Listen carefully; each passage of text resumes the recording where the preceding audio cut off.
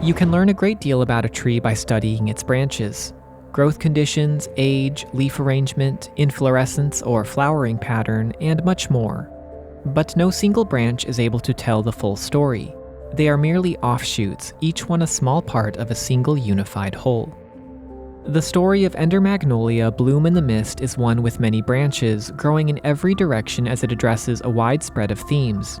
Specific social topics like the human cost of industrialization, environmental pollution, and social stratification, as well as broader philosophical topics like the meaning of life, free will, and sacrifice.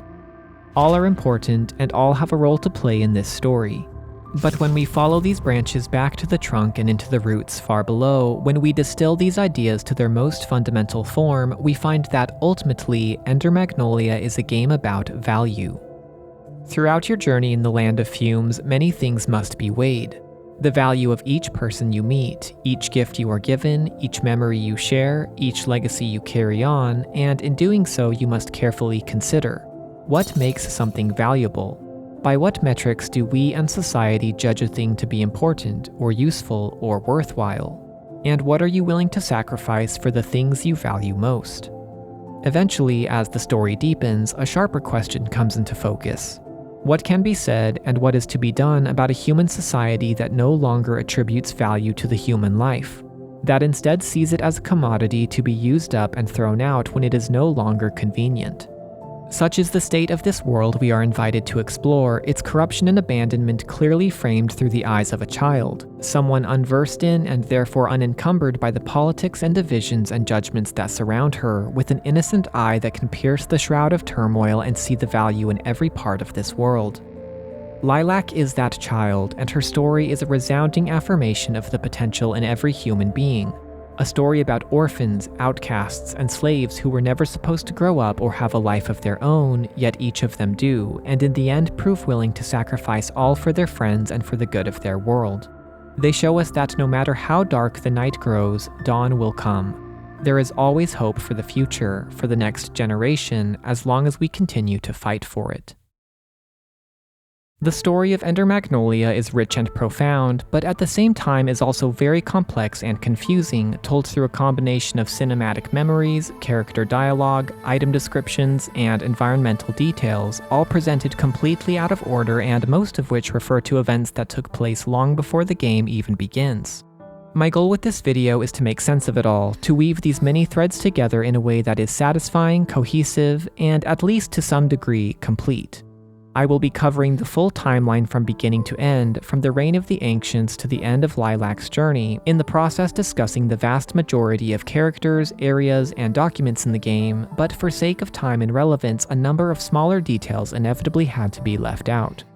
Also, I want to be very clear up front that this is nothing more than my own interpretation, a personal retelling of the story that attempts to resolve the many mysteries therein, shaping and reconciling each element of the plot in a way that makes sense to me. For that reason, I would invite you to think of this video as one possible version of the lore that is both subjective and fallible. I've surely made mistakes, and more importantly, I think some parts of the story can be interpreted in different but equally valid ways. Finally, though it probably goes without saying at this point, I should mention that this video will contain full spoilers for the entire game and, perhaps less obviously, major spoilers for Ender Lilies' Quietus of the Nights as well. A great deal of lore is shared between the two, and I would highly recommend playing both of them yourself before watching any further. And now, let us begin. This is the complete lore of Ender Magnolia, Bloom in the Mist.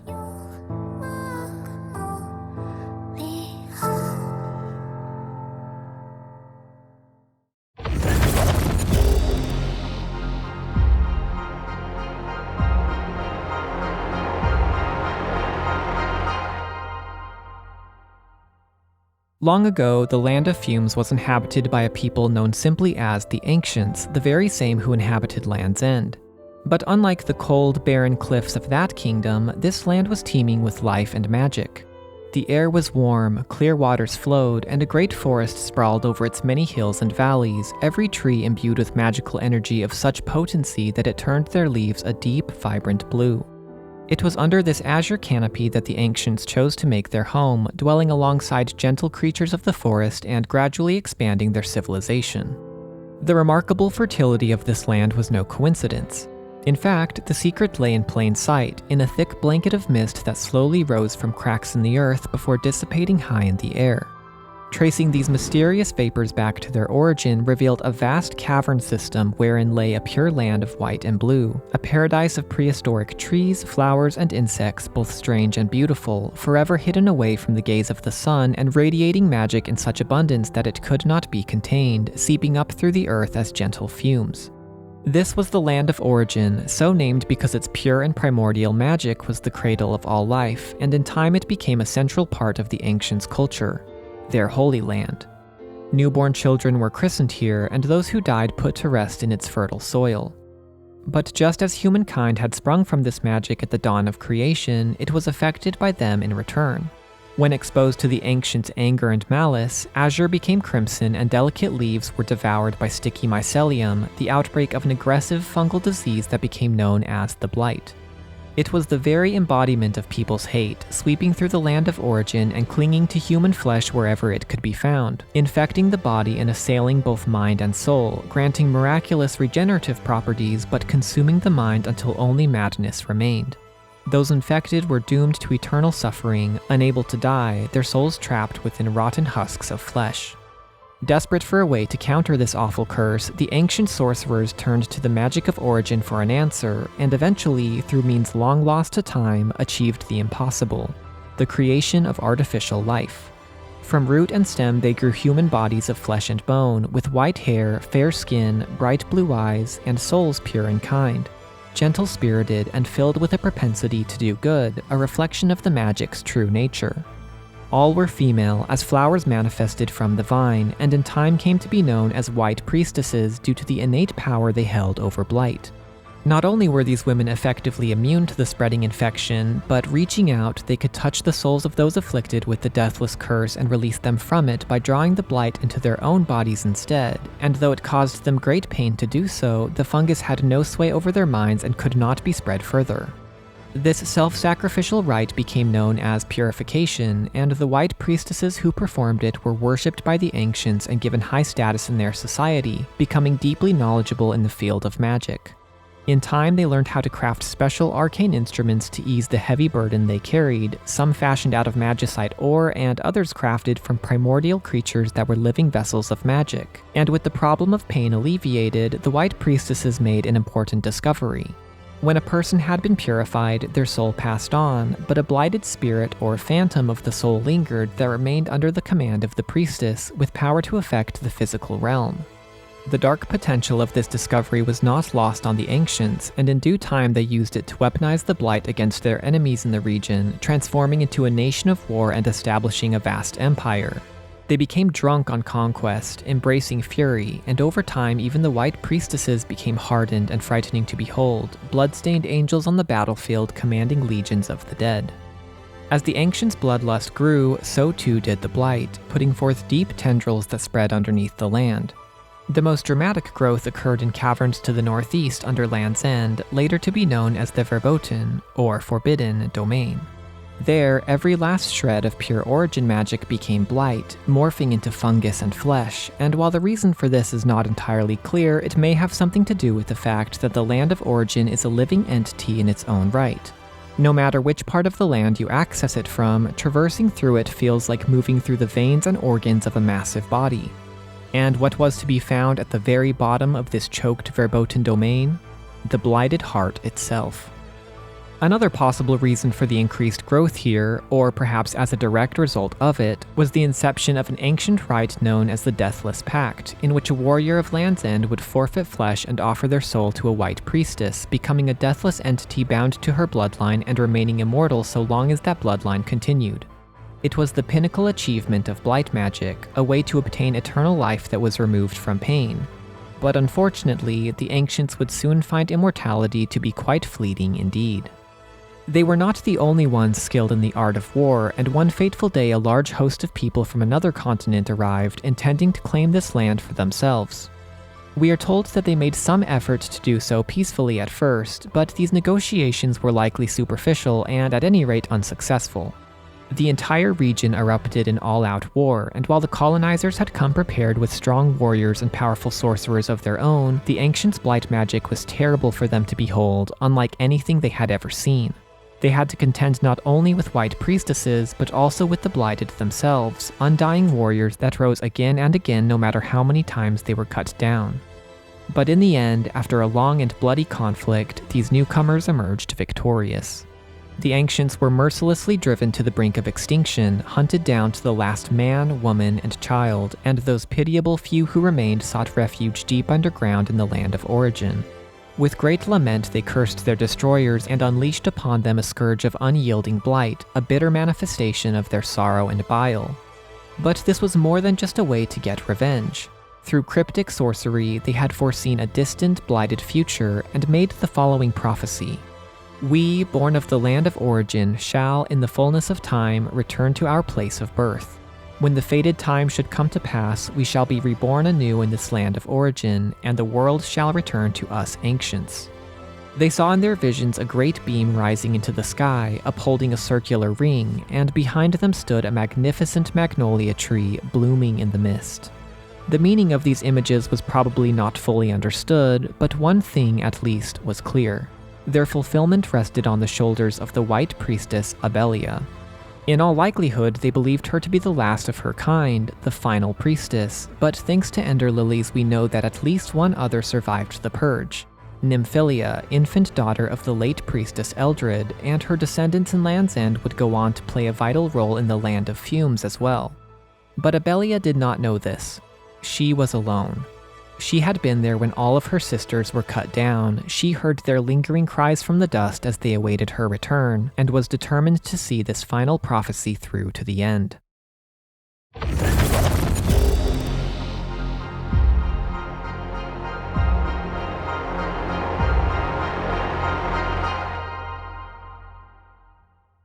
Following their destruction of the Ancients' empire, the colonizers divided the land into 6 nations, only 2 of which we know by name: Land's End and the Land of Fumes, the latter of which is the subject of our present tale.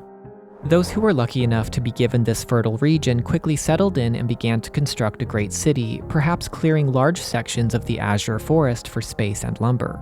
This continued for about 2 generations, and in time the growing metropolis became split into 3 distinct stratums: Lower, Central, and Upper, defined not only by topography but class division as well, covering a wide spectrum of squalor to opulence. As it always does, this social injustice led to resentment, hatred, and conflict, and the curse of the Ancients was made manifest. The Blight thrived on their animosity, leaking out from the distant Verboten domain and plaguing the city with a corrosive touch, condemning many of its inhabitants to eternal suffering. So persistent and confounding was the problem of Blight that it drew the attention of 2 great family houses, each of which would profoundly alter the course of the city's future. The first of these was House Frost, a family of sorcerers and scholars that had established itself in the Azure Forest, dwelling in structures built during the time of the Ancients. Living as one with the forest, they conducted studies into magic, and in doing so were able to learn more about the mysterious white priestesses and their unique form of soul magic, including the rite known as purification. Upon learning that this power could only be inherited through blood, the sorcerers of House Frost desperately sought out remnants of the Ancients, who at this point would have hardly been considered a threat, to absorb into their bloodline, giving future generations the potential to wield it. This was just the opportunity that Abelia had been waiting for. The old priestess finally emerged from hiding, revealing herself to the Frosts, and in time rose to become lord over the entire house. It is also implied that other members of the Ancients survived and assimilated with the Frosts around the same time, as the house effectively became a diluted branch of the Ancients' lineage. That is why many of the Frost's relics are said to originate from ancient times, long before they arrived in the land. The second of these great houses was House Milius, a proud family of renowned arcanesmiths that took control over the upper stratum and, by extension, the rest of the city as well. They too wished to alleviate the blight plaguing their society, but went in a very different direction than those of House Frost. In their eyes, this new land wasn't something to be understood, but rather exploited.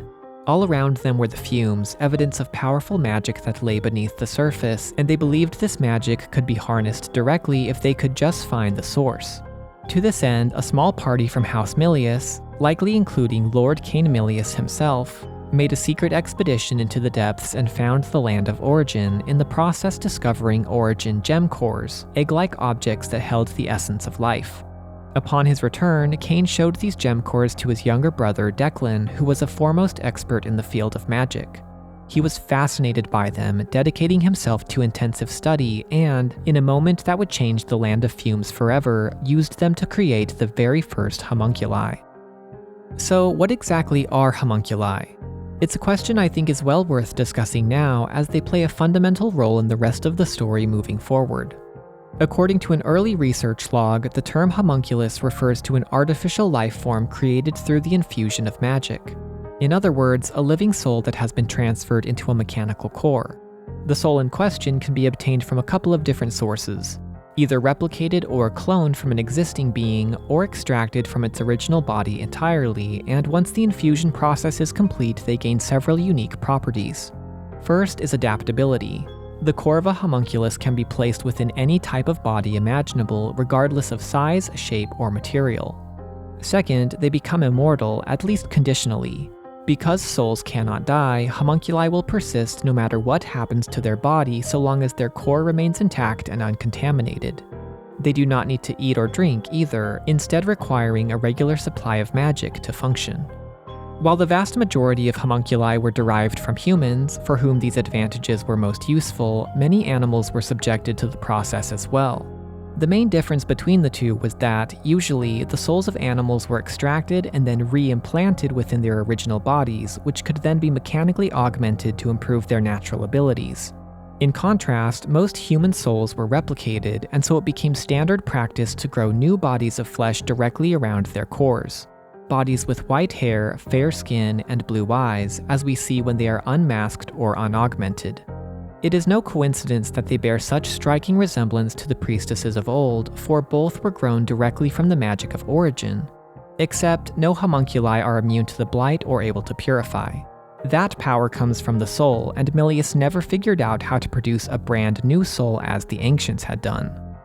There was another, albeit less common, way for homunculi to obtain a body as well. Their core could be installed within a human body whose soul had already been extracted and was thus left vacant. Such was the case for combat puppet number 7. We read that his body had been meticulously picked out from a tribe of warriors hailing from a foreign land, and it is likely that Louis Seach's body was picked from the same group since her blonde hair and tan skin match his quite closely. Anyways, to sum up this section, a homunculus is a soul that is extracted and/or replicated, placed in a core, and rendered conditionally immortal provided the core remains intact and receives a steady supply of magic. There are some interesting edge cases that fall a bit outside this definition, but I'll wait to discuss those until we get to them.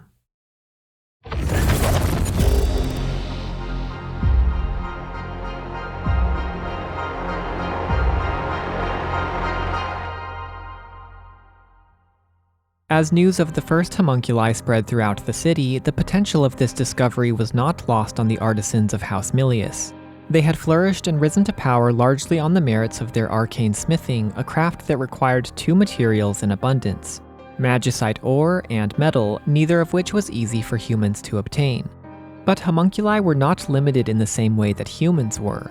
Because they could be reinforced and augmented, their strength and durability were exceptional, and so House Milius quickly put them to work. Extensive magicite mining operations were established at the western edge of the city, while in the east a great steel district was founded, and to keep up with demand, the arcane factory scaled homunculi production exponentially and swelled to an enormous size. Naturally, all of this industry generated a great deal of waste, which began to fall like rain into the lower stratum and be collected in a giant landfill at the very bottom. The final disposal site, which, ironically, came to be managed by homunculi as well. None were given a choice as to their lot in life. Their fates were set in stone from the moment they were born, for upon their creation, all homunculi are implanted with a purpose, essentially programmed to perform their assigned functions. Among other things, they are forbidden to harm themselves and implored to work and serve, and various forms of magic are used to dull their wills and keep them subservient. They quickly became the lowest class in society, little more than slaves, and many did not see them as being human at all. Thousands of homunculi were routinely discarded at the factory for imperfections, while those who did join the workforce were subjected to harsh conditions and long hours without any kind of safety regulations. Even worse, because these workers required a substantial amount of magic on a daily basis to function, it ultimately became more cost-effective to produce new homunculi than to repair old ones. Those who malfunctioned were sent to the lower stratum to work and die there, and homunculi who misbehaved were subjected to horrific experimental surgeries and exiled instead. With few exceptions, homunculi spent their days toiling until at last their cores broke from overuse, releasing their tired souls, while their bodies were thrown to the final disposal site to molder in decay and ruin. The humans of the Land of Fumes worshipped no god, for they had become as gods themselves, both giving and taking life at will, and on the back of their creation's hard labor became fabulously wealthy. In fact, with so many natural resources at their disposal, the arcane smiths of House Milius made such rapid advancements in magical technology that it propelled their society into an accelerated industrial revolution. Lord Cain Milius played a pivotal role in this, as he spent most of his days hard at work at the factory and was keen to share his arcane instruments with the rest of the world. Sure enough, they soon became highly accessible, coming within reach of every citizen regardless of economic status and significantly increasing their standard of living. But this was only the beginning of what Cain had in mind. The world was far bigger than just one city, after all, and so in time the Land of Fumes began to engage in trade with other regions, including its sister nation Land's End. Returning to Ender Lilies for a moment, the reason we find industrial age inventions like gramophones and pressure gauges throughout the kingdom, seemingly at odds with the medieval setting, is that these items were traded for at great cost from the Land of Fumes, which had far outpaced its own technological progress.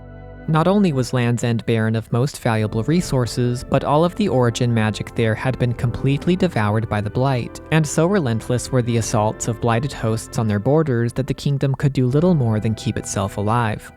They did have magic, with powerful sorcerers and witches studying within the Coven, but this had no connection to the magic of origin and was thus more limited in use.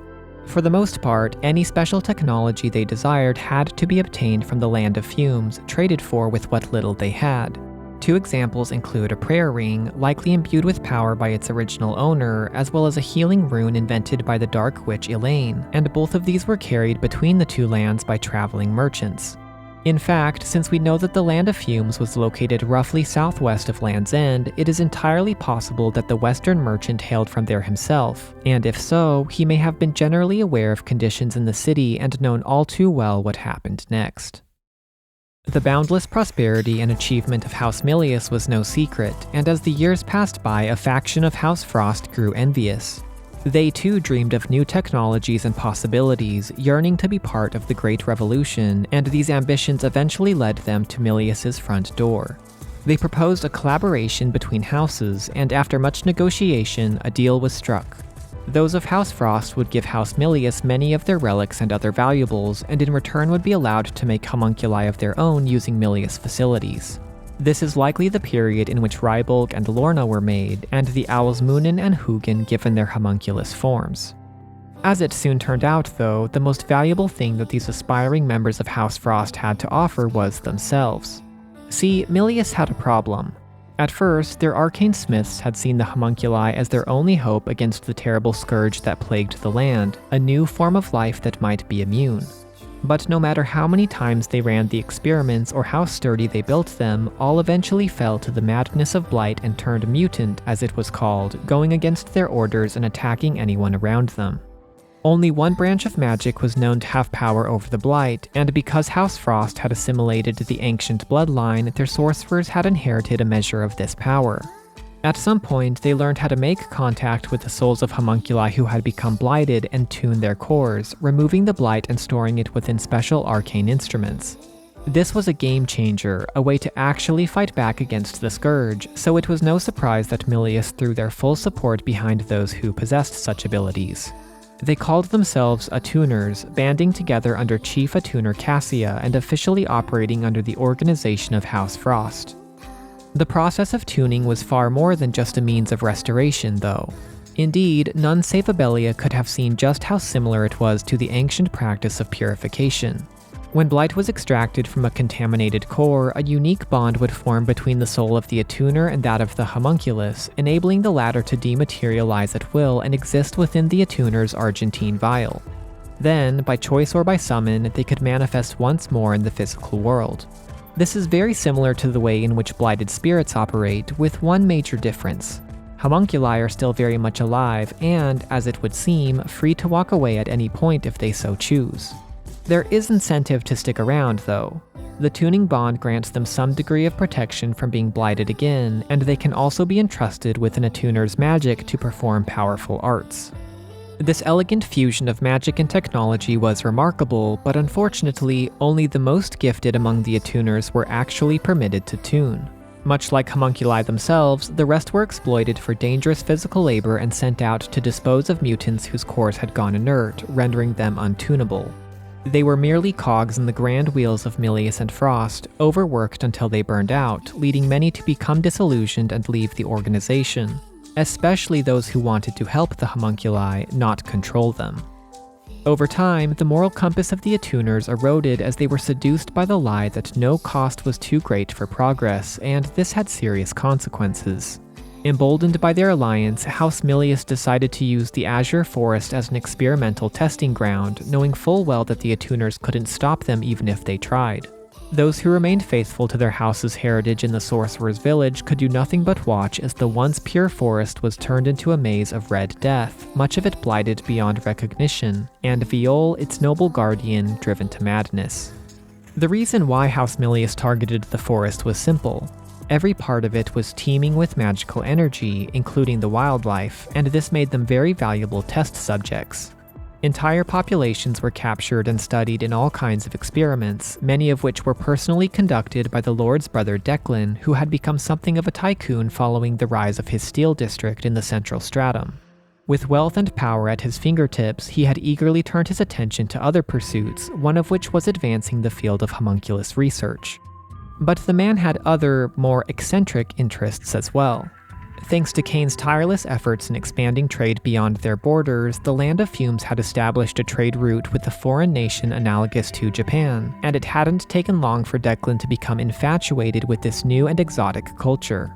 He imported vast quantities of custom architecture in exchange for steel, using it to transform the district's appearance.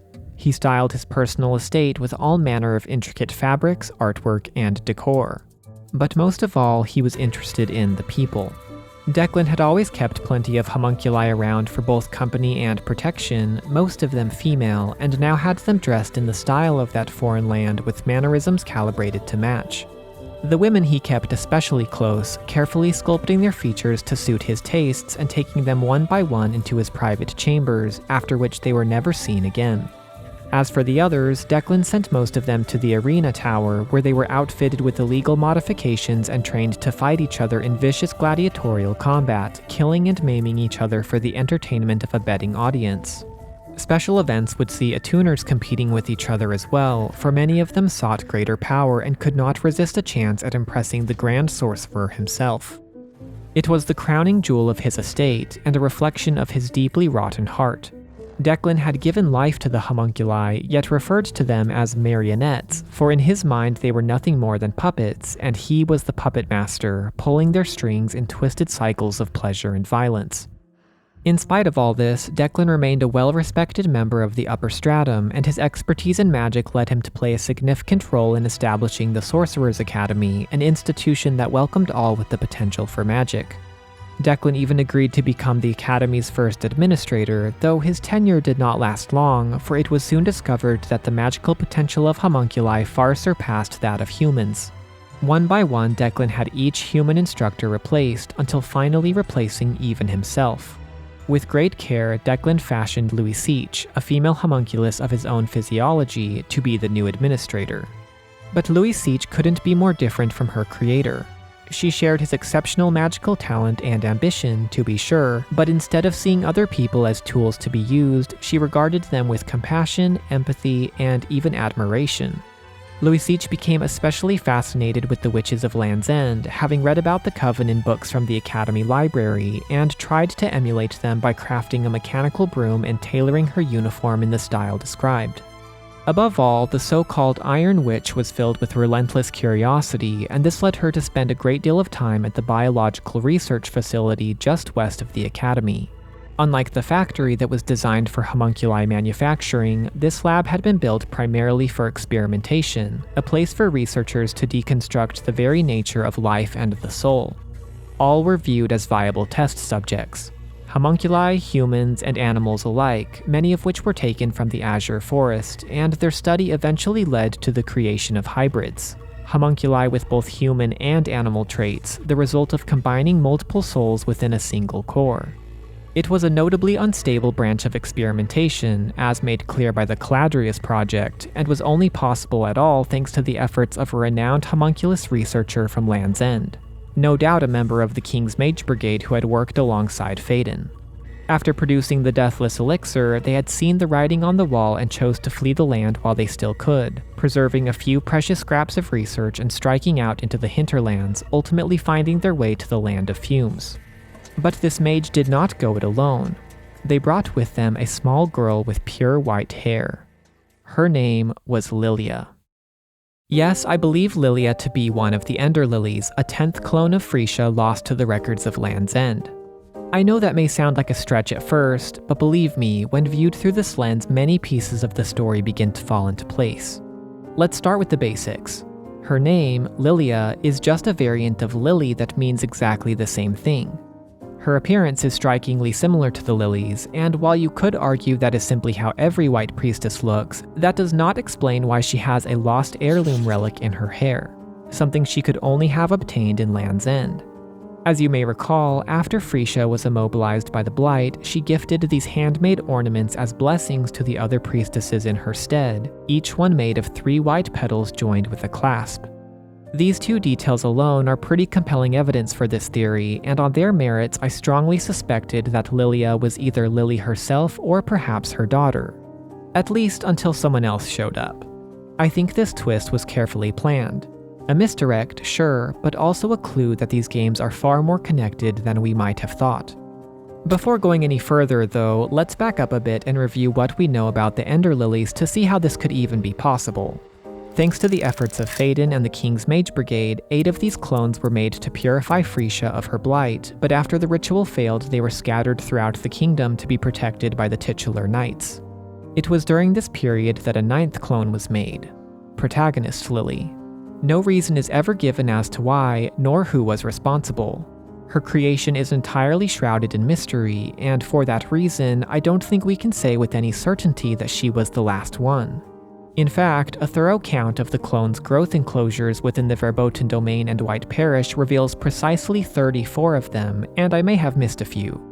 Even assuming that many of these were failures, I think the probability of 10 or more successful clones is well within reason. As for how and why Lilia ended up in the Land of Fumes, the answer is evident. People were fleeing Land's End to escape the Blight, and the mage who deserted Phaedon and the Brigade likely brought her along as insurance, not knowing the situation in other lands and wanting a contingency plan in case things went poorly. But upon reaching the city, a place of incredible magic and technology, they might have assumed she was not needed here after all and cut her loose, a little white stranger adrift in the ethereal sea of fumes. Though it didn't take long for someone to recognize this child for who she really was. Truly, Abelia must have been shocked to find another white priestess after so many generations and eagerly took the girl under her wing, training Lilia in the ways of an attuner and raising her to be the next head of House Frost. This was quite unusual. Normally, a lord's biological heir would be chosen to succeed them on the throne, as we'll see later in the case of Cain and his son Motley, but never once is familial relation mentioned or even hinted at between the 2 priestesses. Abelia was likely too old to have children of her own at this point anyways. If anything, she considered Lorna her daughter, since she dressed the homunculus to look like a little white priestess and even calls her dearest in Lorna's memory. So if Lilia was not Abelia's daughter, then where could she have come from if not another land? As it turns out, there is actually another way to answer this, namely by asserting that Lilia is a clone of Abelia. I'll talk about this part of the story in more detail later, but suffice it to say for now that Abelia learned how to clone herself and made a number of infant priestesses, one of which was Lilac. While most of them were born to be disposable, it is entirely possible that Abelia would have raised one to be her successor, and there are even some hints that Lilia and Lilac came from the same source. Both are said to be particularly resistant to the Blight, even among those with the blood of the priestesses, and their skill as attuners is unmatched. This theory does come with its own set of issues, though. If true, then Lilia clearly did not know this about herself, or she wouldn't have been so surprised to find Lilac in the land of origin. Furthermore, why would Abelia have placed all her bets on a single heir when she could have had plenty of backups? Why are we told that Lilia was chosen to succeed Abelia rather than born or created for that very purpose? And finally, why was she named after the lily flower with exactly 3 lily petals adorning her hair? Others may feel differently, but for me personally, this theory just doesn't feel very satisfying. I find it far more interesting both narratively and thematically for Lilia to be an Ender Lily, and this becomes especially true as we reach the story's climax, so if you're not quite sold on the idea yet, don't worry, it will definitely be coming up again later.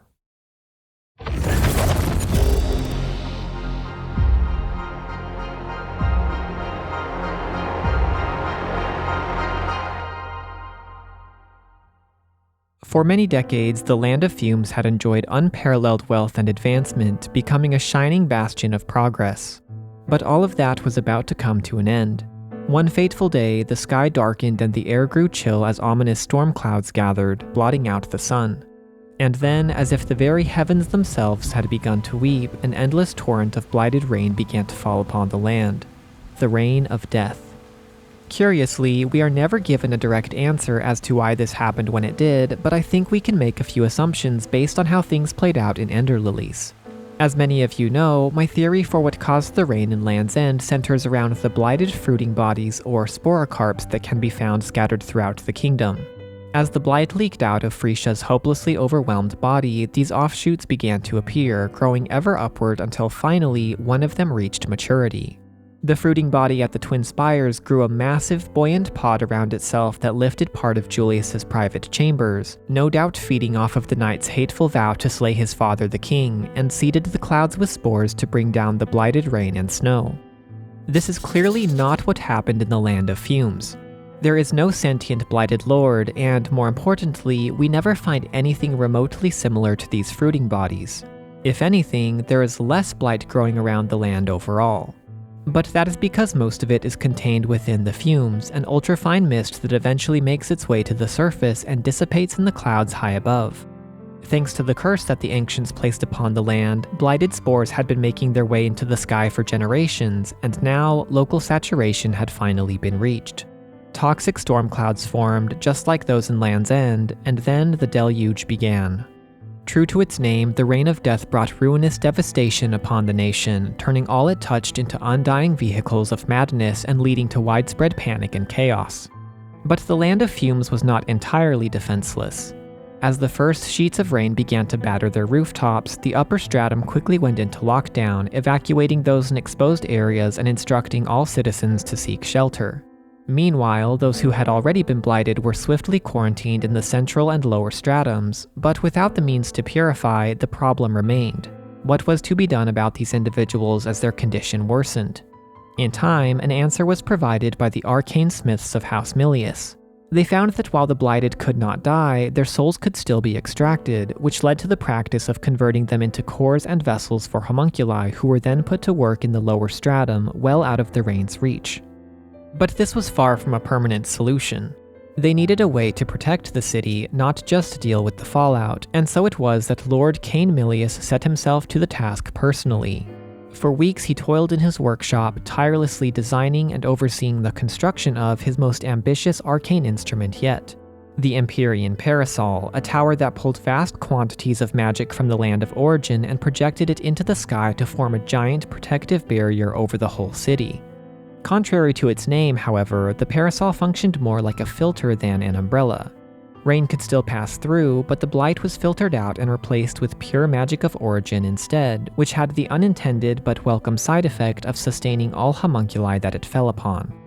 It was the ultimate unification of Milius and Frost, arcane smithing and natural sorcery working in perfect harmony, and was hailed as nothing short of a miracle. The problem had been solved, and many believed that things could return to some semblance of normal. But unfortunately, for all its effectiveness, the Empyrean Parasol had one critical weakness. Continuous operation of the magical barrier required the presence of Cain Milius, or a homunculus replica of him. This is an interesting condition never really explained, but I think the reason for it is that the magic of origin is not easily controlled and can only be harnessed directly by passing it through a human soul. As far as I can tell, the creation of the barrier was not a one-time thing, but rather an ongoing process, a chemical reaction of sorts in which the host soul functioned as a catalyst. The equation must have looked fine on paper, but Cain was woefully unprepared for the reality of this assignment.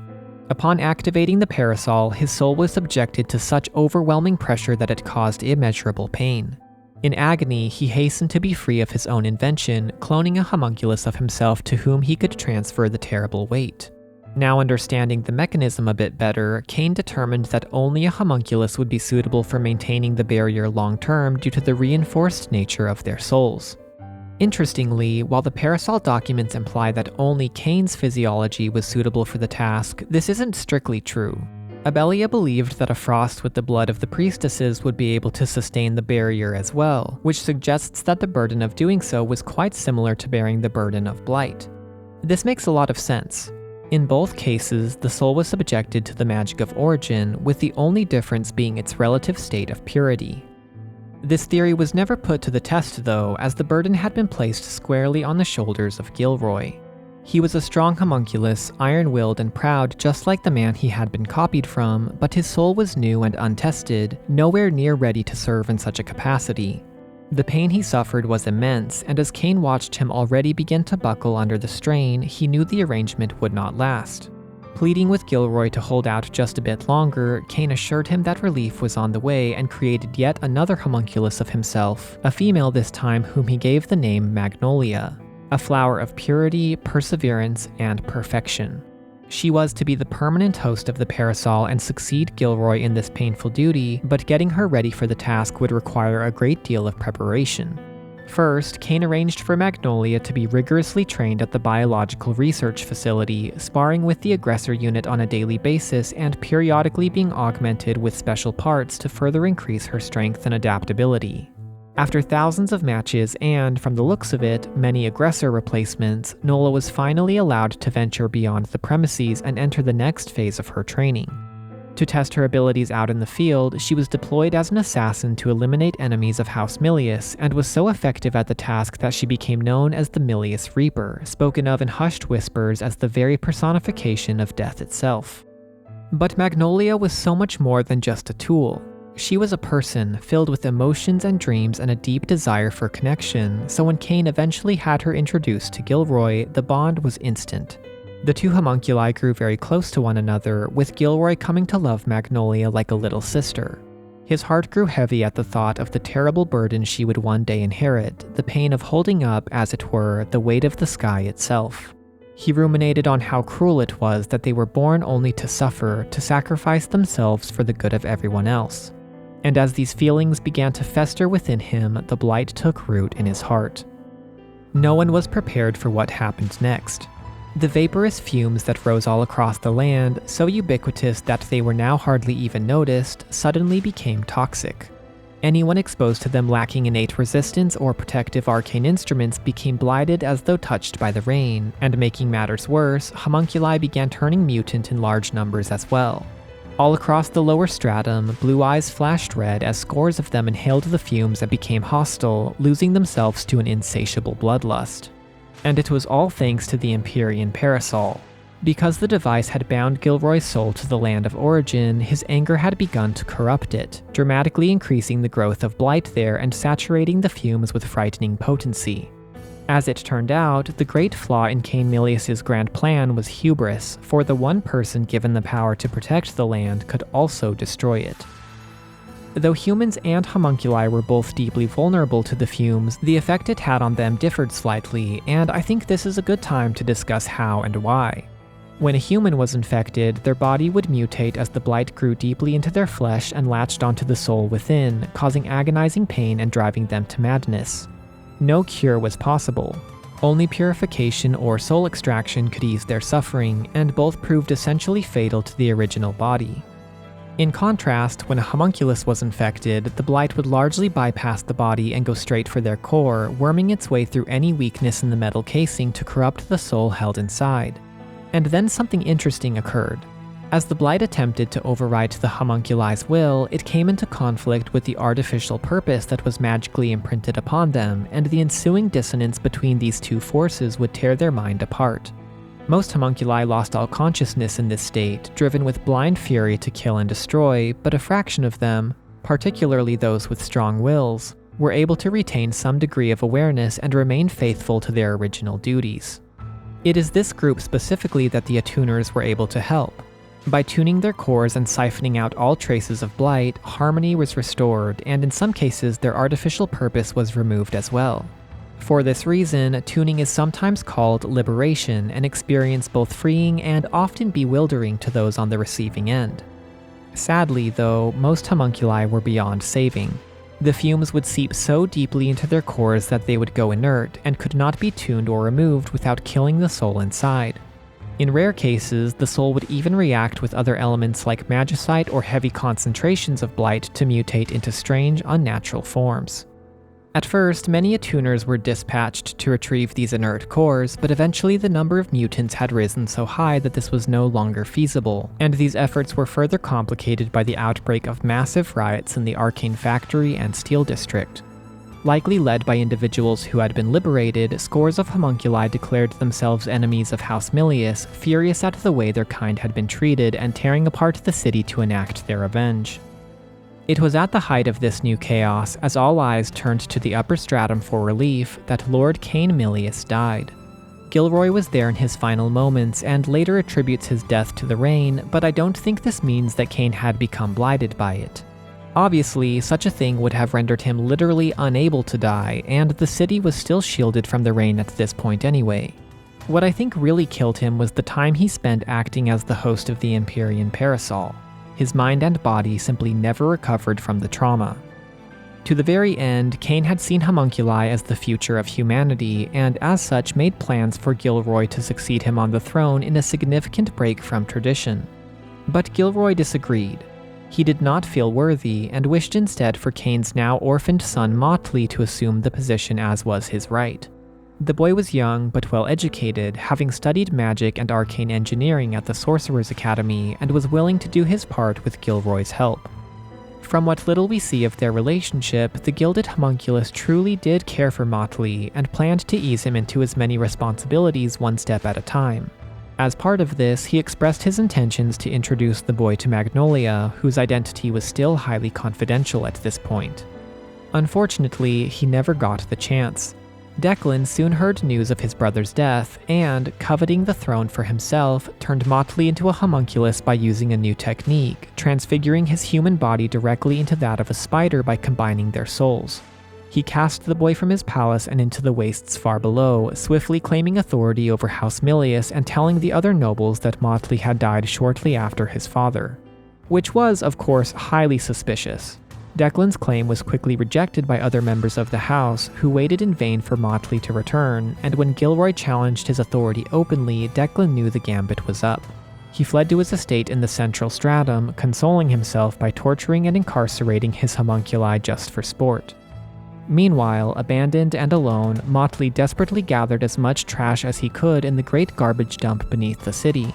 In such a short time, he had lost everything, both his family and his home, and was determined not to let anything else be taken from him again.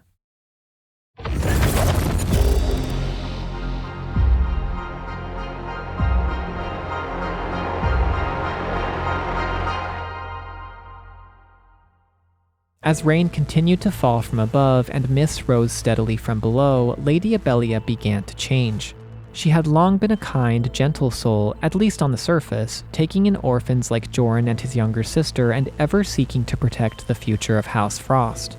But as the blight grew ever stronger, threatening to overwhelm the entire land, she felt the sorrow of the priestesses and hardened, remembering her duty to revive the ancients and bring them back in all their terrible glory.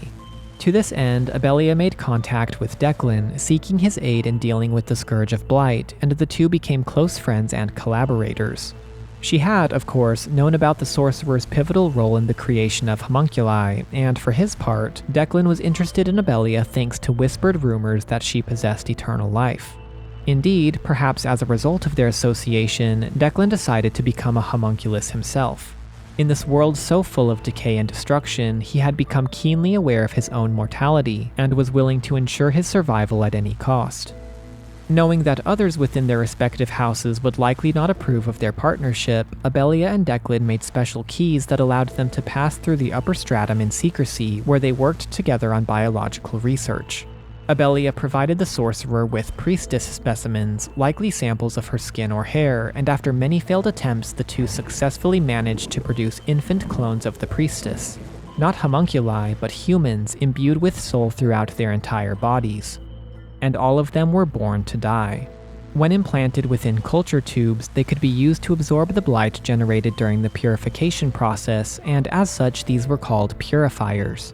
A limited number of the devices were made, and though for a brief period of time they were used by frost sorcerers to purify those affected by the fumes, the truth behind their functioning was kept highly confidential. Carefully disguised as arcane instruments, they were treated as little more than disposable batteries to be used up and thrown away once they stopped functioning, when the little priestess inside had become utterly choked by the blight. It was a desecration of the miracle that the ancients had celebrated so long ago, a sign of the utter moral abandonment that festered within the highest ranks of House Frost, and House Milius had fallen just as far. By repurposing the Frost's own homunculus research, their arcane smiths developed the Silencing Light, an insidious instrument that was designed to immediately terminate its carrier if they were exposed to potential blight infestation. It proved to be highly successful in decreasing the number of infected humans, for all residents of the lower stratum were mandated to carry one, and as a result all sorcerers whose trade was to purify the blighted were forced to become attuners instead. Abelia likely resented this turn of events, but in the grand scheme of things, purifying individuals was only the beginning of what she had in mind. To bring back her people, she would need to cleanse the entire land of origin. Using all of the knowledge they had gained throughout their research, she and Declan built a powerful arcane instrument they dubbed the Pillar of Purification. Essentially, an extra powerful and efficient purifier that would be placed in the land of origin and start purifying the blight from its source. Assuming, of course, that they could find a way to get it there.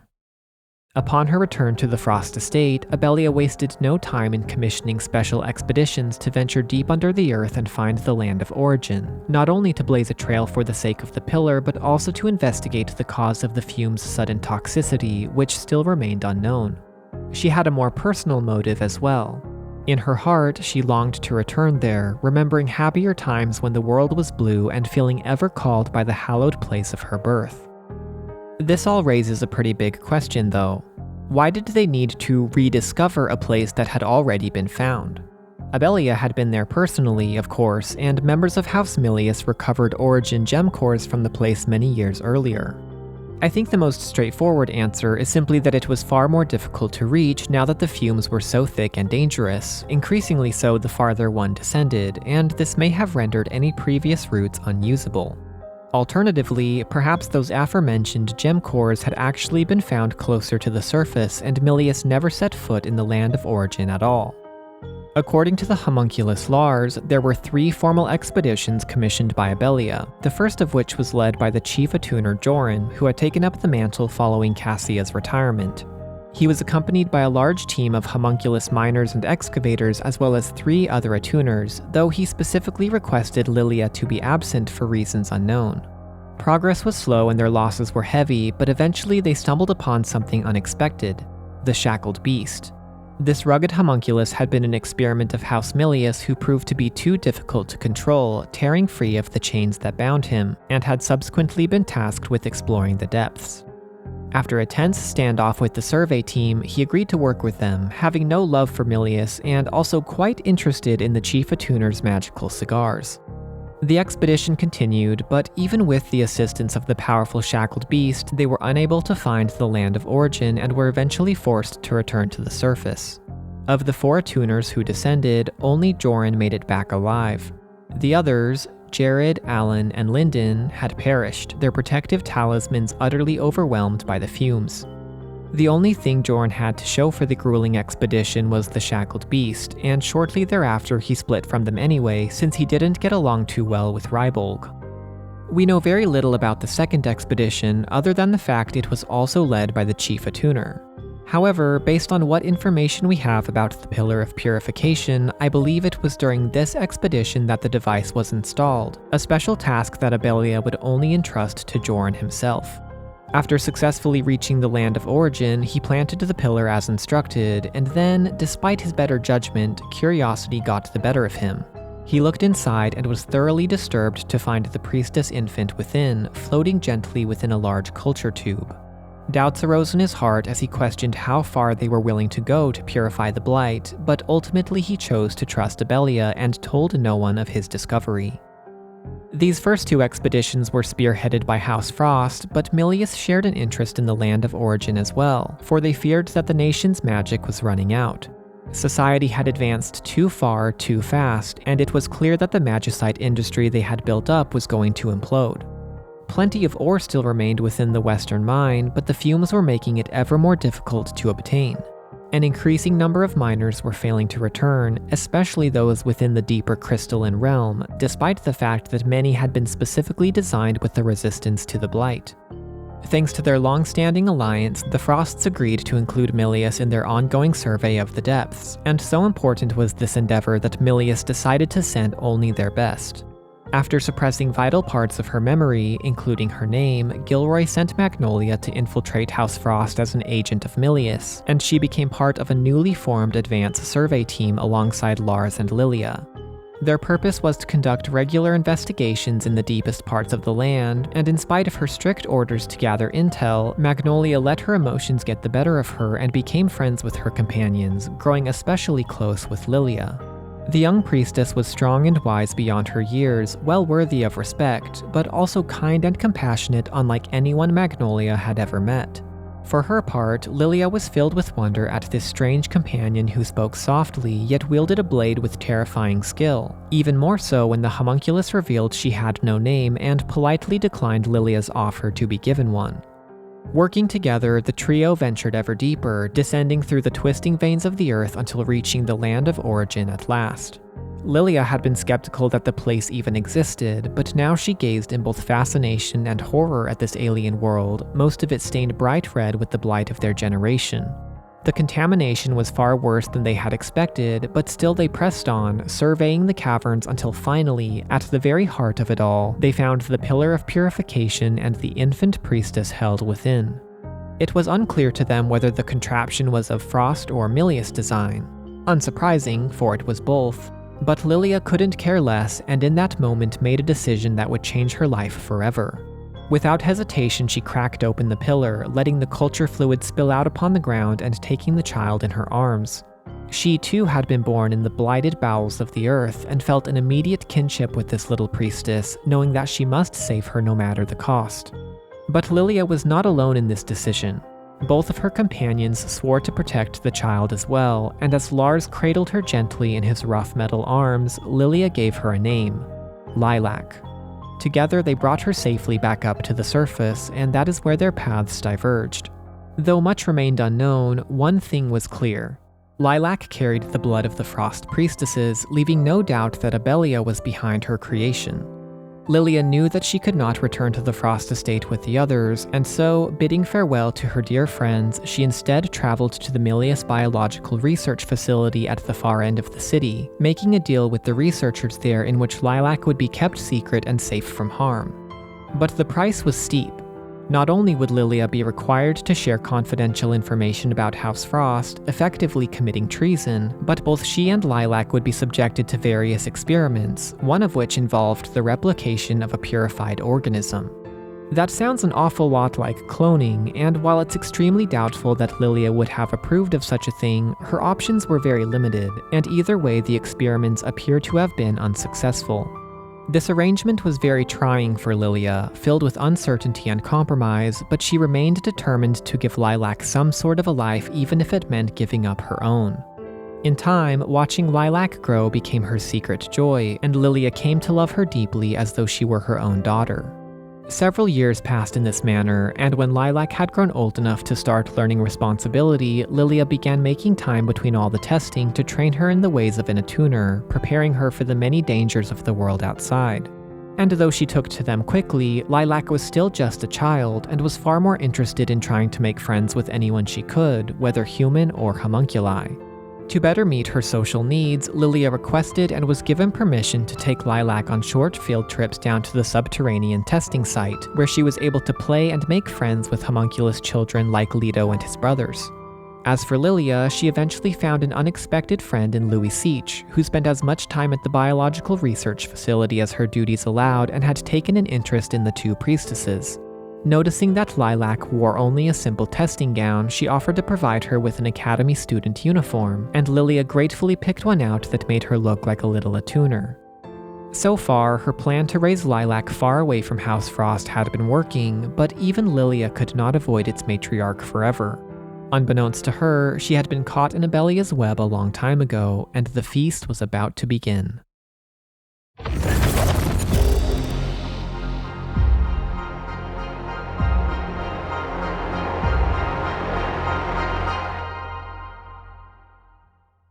Lady Abelia was worried. At this point, she was by far the oldest human dwelling within the Land of Fumes by a matter of centuries, but this incredible lifespan was not natural. It was the result of powerful soul magic, an ancient ritual that enabled older priestesses to prolong their lives by turning back the clock, binding their souls to those who were young. The process was quite similar to the Deathless Pact practiced in Land's End, except in this case it was the priestess's soul that would become untethered, latching onto a nearby host and taking control of their body. All bodies decay eventually, though, and Abelia's current vessel had begun to fail her. Following a rapid decline in her physical health, she was confined to a special medical chair, an advanced arcane instrument with life support capabilities, and knew that she needed to perform her next binding before it was too late. But where was Lilia? From the moment she met the young priestess and chose her as an heir, Abelia meant for the girl to be her next vessel, but she had now been missing for a suspiciously long time. With urgency, Abelia called for Joran, who in his role as the chief attuner also served as her aide, and instructed him to find Lilia and convince her to return to the Frost Estate by telling her that Magnolia was in need of attuning. This request was quite reasonable. The homunculus had spent a great deal of time exposed to the fumes, after all, and assuming Abelia knew that the two were quite close, she may have been trying to leverage Lilia's loyalty to bring her out of hiding. But this tuning was far more than just an excuse to get her close to Abelia. It was an essential part of the plan, for only when it had begun could the soul transfer ritual take place, a risky process that would be carefully overseen by Lorna, Abelia's personal assistant and bodyguard. The reason for this is that, under ordinary conditions, a human soul cannot be easily replaced. However, both tuning and purifying, by their very nature, involve opening up one's own soul to absorb the byproduct Blight, and this also happened to create a perfect opportunity for another soul to enter as well. All things considered, it was actually a pretty good plan. After the ritual had taken place, Joran could say that Abelia had passed, and everyone would believe that Lilia was simply succeeding her as expected. Sure enough, Lilia took the bait and traveled to the Frost Estate willingly, likely worried about her friend. She started the tuning process, and as their souls began to bond, realized that Magnolia did in fact have a name, it had just been hidden from her. Gilroy concealed it to hide her true strength, trying to make her forget the purpose for which she was born. And then everything went wrong. Without warning, Magnolia's great scythe flashed through the air, glimmering. Lorna's brilliant blue eyes went dark, blinded by a cut impossibly fast and precise, after which the singing blade found its mark in Abelia's exposed neck. Just as Cain murdered his brother Abel in the aftermath of Eden, a clone of Cain Milius kills Abelia, Lord and Lady of House Frost. It's a shocking scene that is only explained much later in the story, and not very clearly. According to one of Joran's notes, the Grim Reaper of Milius went berserk while Lilia was in the process of tuning it, something he had caused in a deliberate attempt to save her. There's quite a bit of room for interpretation here, but what I think happened is that Jorn interfered with the tuning by starting to tune Magnolia himself, which confused the homunculus and triggered her assassin's reflexes, causing her to quickly eliminate the greatest perceived threats within the room. Alternatively, she realized what Jorn was trying to do, caught on to Abelia's plan, and chose to protect Lilia too, which Jorn only interpreted as the homunculus going berserk. Personally, I prefer that second reading since it gives Nola choice, making her accountable for what she did and rendering the fallout the result of an act of love, not just cold programming. In fact, this event might be what Gilroy is referring to specifically when he says that she let her emotions get the better of her. Either way, because Jorn had interfered in the tuning, his own soul had become vulnerable, which meant that when Abelia's soul left her body at the moment of death, it became bound to him instead of Lilia. She quickly seized control of his body, and only a short time later told Lorna that Abelia would return, instructing her to guard the Frost estate with her life until that time came.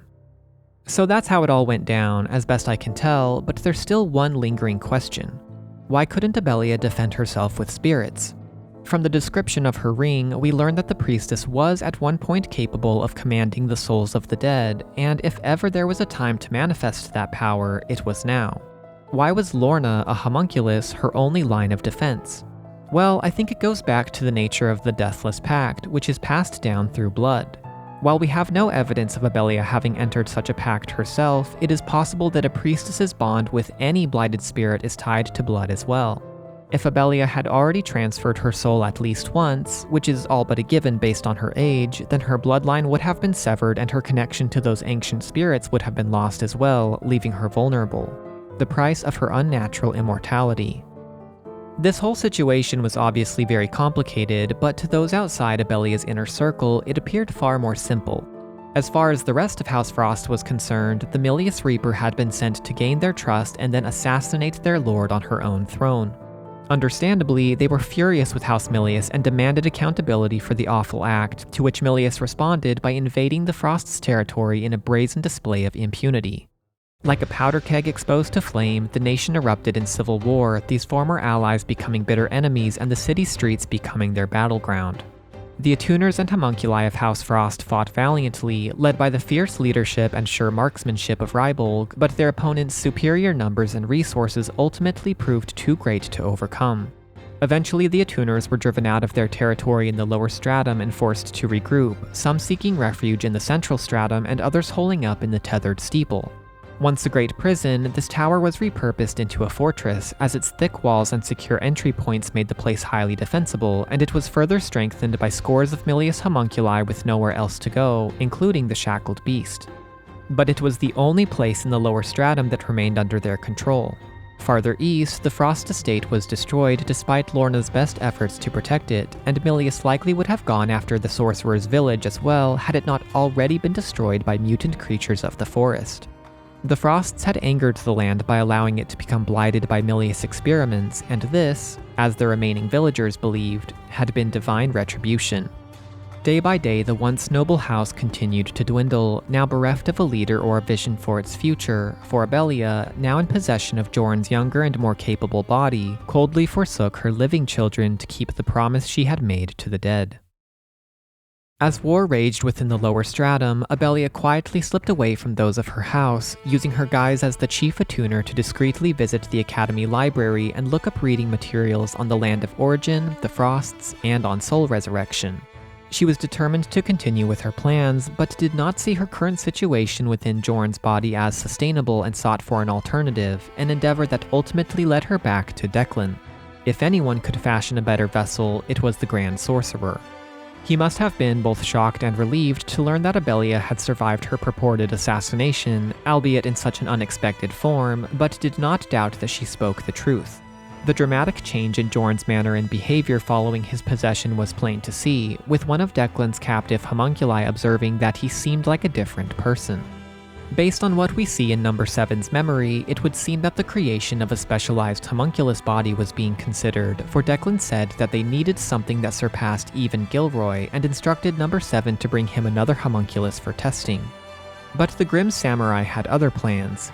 He felt nothing but hatred for the despicable man, and instead of assisting with this task, attempted to assassinate him, unaware that he was now a homunculus himself and could not be killed so easily.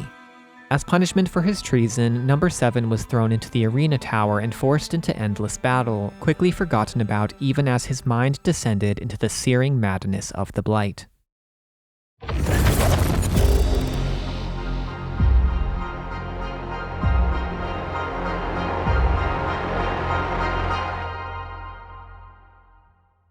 At this point, we need to rewind a bit and return to Lilia, who had found herself in a pretty difficult situation following Abelia's untimely demise. Since Magnolia had committed the murder under Lilia's watch, she was held responsible, and both were unceremoniously driven out by House Frost. But even after all that had transpired, the two remained close. Their discovery of Lilac in the Land of Origin had proven that the old priestess was going down a dark path, and while Lilia surely hadn't wished for her death, she was nonetheless grateful that her body remained her own, and understood that Magnolia was not entirely to blame for what happened. Besides, they had a promise to keep that was more important than either of them. Together, they returned to the biological research facility and continued to look after Lilac, away from the war, from the thankless roles each had been given by their houses. And for a precious, short time, they were happy. In Magnolia's memory, we see the little family visit a magnificent tree somewhere in the city, each bough bursting with white flowers, their brilliant petals fluttering in the wind. It was a magnolia tree, for Lilia wanted her friend to see her namesake in person. And though she treasured this name, pondering what it meant for her future, Magnolia actually preferred the shorter version that Lilia had given to her, Nola. It felt warmer, somehow, and was altogether quite fitting, for Nola was not the same homunculus who had been named within the palace. Though her hands were stained with blood, her heart had been changed, softened by the gentle priestess and bright-eyed child before her. She had been given a newfound appreciation and respect for life, and her eyes were now opened to the light that still shined in their ever-darkening world. But unfortunately, despite her best efforts, a homunculus like Nola couldn't hide forever. One day, as she escorted Lilia and Lilac through the subterranean testing site, perhaps on their way to visit Leto, the group was ambushed by Gilroy, who overpowered and incapacitated Nola by ramming her own weapon through her chest, a brutal act that was motivated not by hate, but love. He did not wish for her to inherit his awful burden, and gently promised to come back for her when their future was secured. As for Lilia and Lilac, it would appear that they had run while Gilroy was thus occupied, and so he tasked Louis Seach, who had accompanied him on the strike mission, to deal with them personally, unaware that she already had a close connection with them. She played along though, and, knowing exactly where the two were headed, met them back at the biological research facility, checking in to make sure they were safe.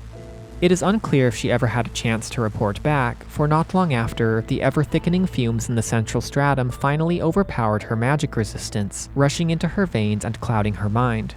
But the blighted touch felt strangely familiar to her. It was only in the witch's final moments of lucidity that she made the connection, realizing that Gilroy and the barrier he sustained were the reason for the fume's toxicity, and vainly wishing that she had discovered the truth sooner. Sometime later, Lilia discreetly snuck back down to the site of the ambush to try and help Nola, Lilac in tow, only to find the homunculus beyond her skill to revive. And so, Lilia tearfully said goodbye to her dear friend and protector. Nola reassured her that even apart, the tuner would connect them, likely a reference to the part of her core that had bonded to Lilia, and promised her that they would meet again. Then, turning to Lilac, who did not fully understand what was going on, she told her that someday she would need to save Lilia, knowing that the priestess would not hesitate to sacrifice herself for the good of others. And then her world went dark. Nola slipped into the delirious realm between awareness and oblivion, haunted by terrible nightmares of the one who sealed her away. Now, something interesting I want to point out here is that Lilac still looks very young in this scene, certainly younger than she does at the start of the game, which means that several years must have passed between these two events. As for what happened during this time, a reasonable possibility is that Lilia continued Lilac's attuner training with renewed urgency, knowing the day would soon come that they too would be parted. Slowly but steadily, the fumes had continued to rise through the city, engulfing every stratum in a thick haze, and even on its high rocky perch, the biological research facility was not beyond their reach. One by one, its homunculus researchers descended into madness, and in the absence of supervision, their dangerous test subjects began to escape and wreak havoc within the facility, attacking anyone they could find. The situation was dire, but for the two young priestesses, there was an even greater threat. Something was after Lilia, but not a homunculus. Something a little more human. Most likely, this was Abelia Jorn seeking to finish the soul transfer once and for all, her previous efforts with Declan having failed. While Lilia was most likely the primary target, Lilac was in danger as well, for Abelia could have easily used her body as a vessel too. Though still a child, she was now old enough to start fending for herself.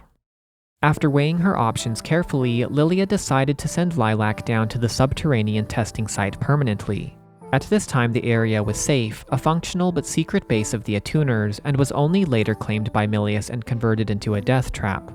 She gently placed Lilac within a homunculus transport pod, telling her not to be afraid, instructing her to seek out allies and other Attuners in order to save herself and the homunculi of this land. And then, as the pod sealed itself shut in preparation for the drop, she waved goodbye, a single tear rolling down her cheek. There was nothing more she could do for Lilac. Her little lion cub had been cast into the valley and would need to find her own way out.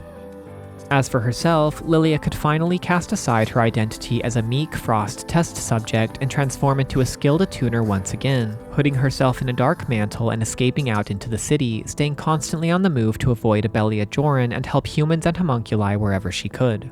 At some point, she reconnected with other attuners who were defending the lower stratum, but even when they retreated to higher ground, Lilia remained behind to help those who needed it most.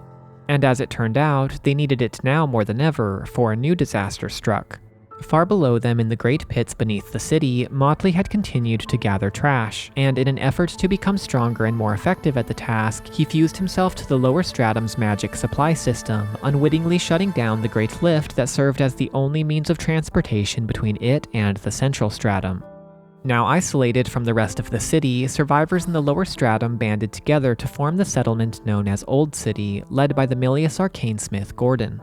He toiled day and night to protect those who remained, equipping them with arcane instruments to ward off the fumes and repel mutant homunculi, and eventually disabled all of their silencing light devices as well. In all of this, Gordon sought redemption, for he had been there when the first homunculi were created, he had contributed to their suffering with his own hands, and despite severing ties with Milius years ago, was still haunted by regret. It was during this time that Levi and her sister found Yolvin, the subject of the Cladrius Project, who had escaped from the biological research facility during the chaos there. Lilia helped the homunculus get back on his feet, and made him promise to protect the two sisters, who were now orphans. Both of their parents had been Frost Attuners, and in all likelihood were killed during the ongoing conflict. But this was a promise much easier to make than to keep. Tragically, Levi's sister died sometime later, and in her absence, Levi began to train as an arcane smith under Gordon's reluctant watch. After setting up a small camp to the west of Old City, filled with supplies for any who might need them, Lilia continued on to the Magicite mine. She may have been seeking out others who could yet be saved, but even for her it was risky to come here, and after getting herself in a dangerous situation, was rescued by the homunculus Garm. In gratitude, she told him to look for untainted white flowers if he ever found himself in danger, and when he expressed doubt that he would be able to remember, Lilia carefully wove a necklace out of the blossoms and draped it gently around his neck. "If you're ever in trouble," she said, "I will come find you where the flowers bloom." And then her trail went cold.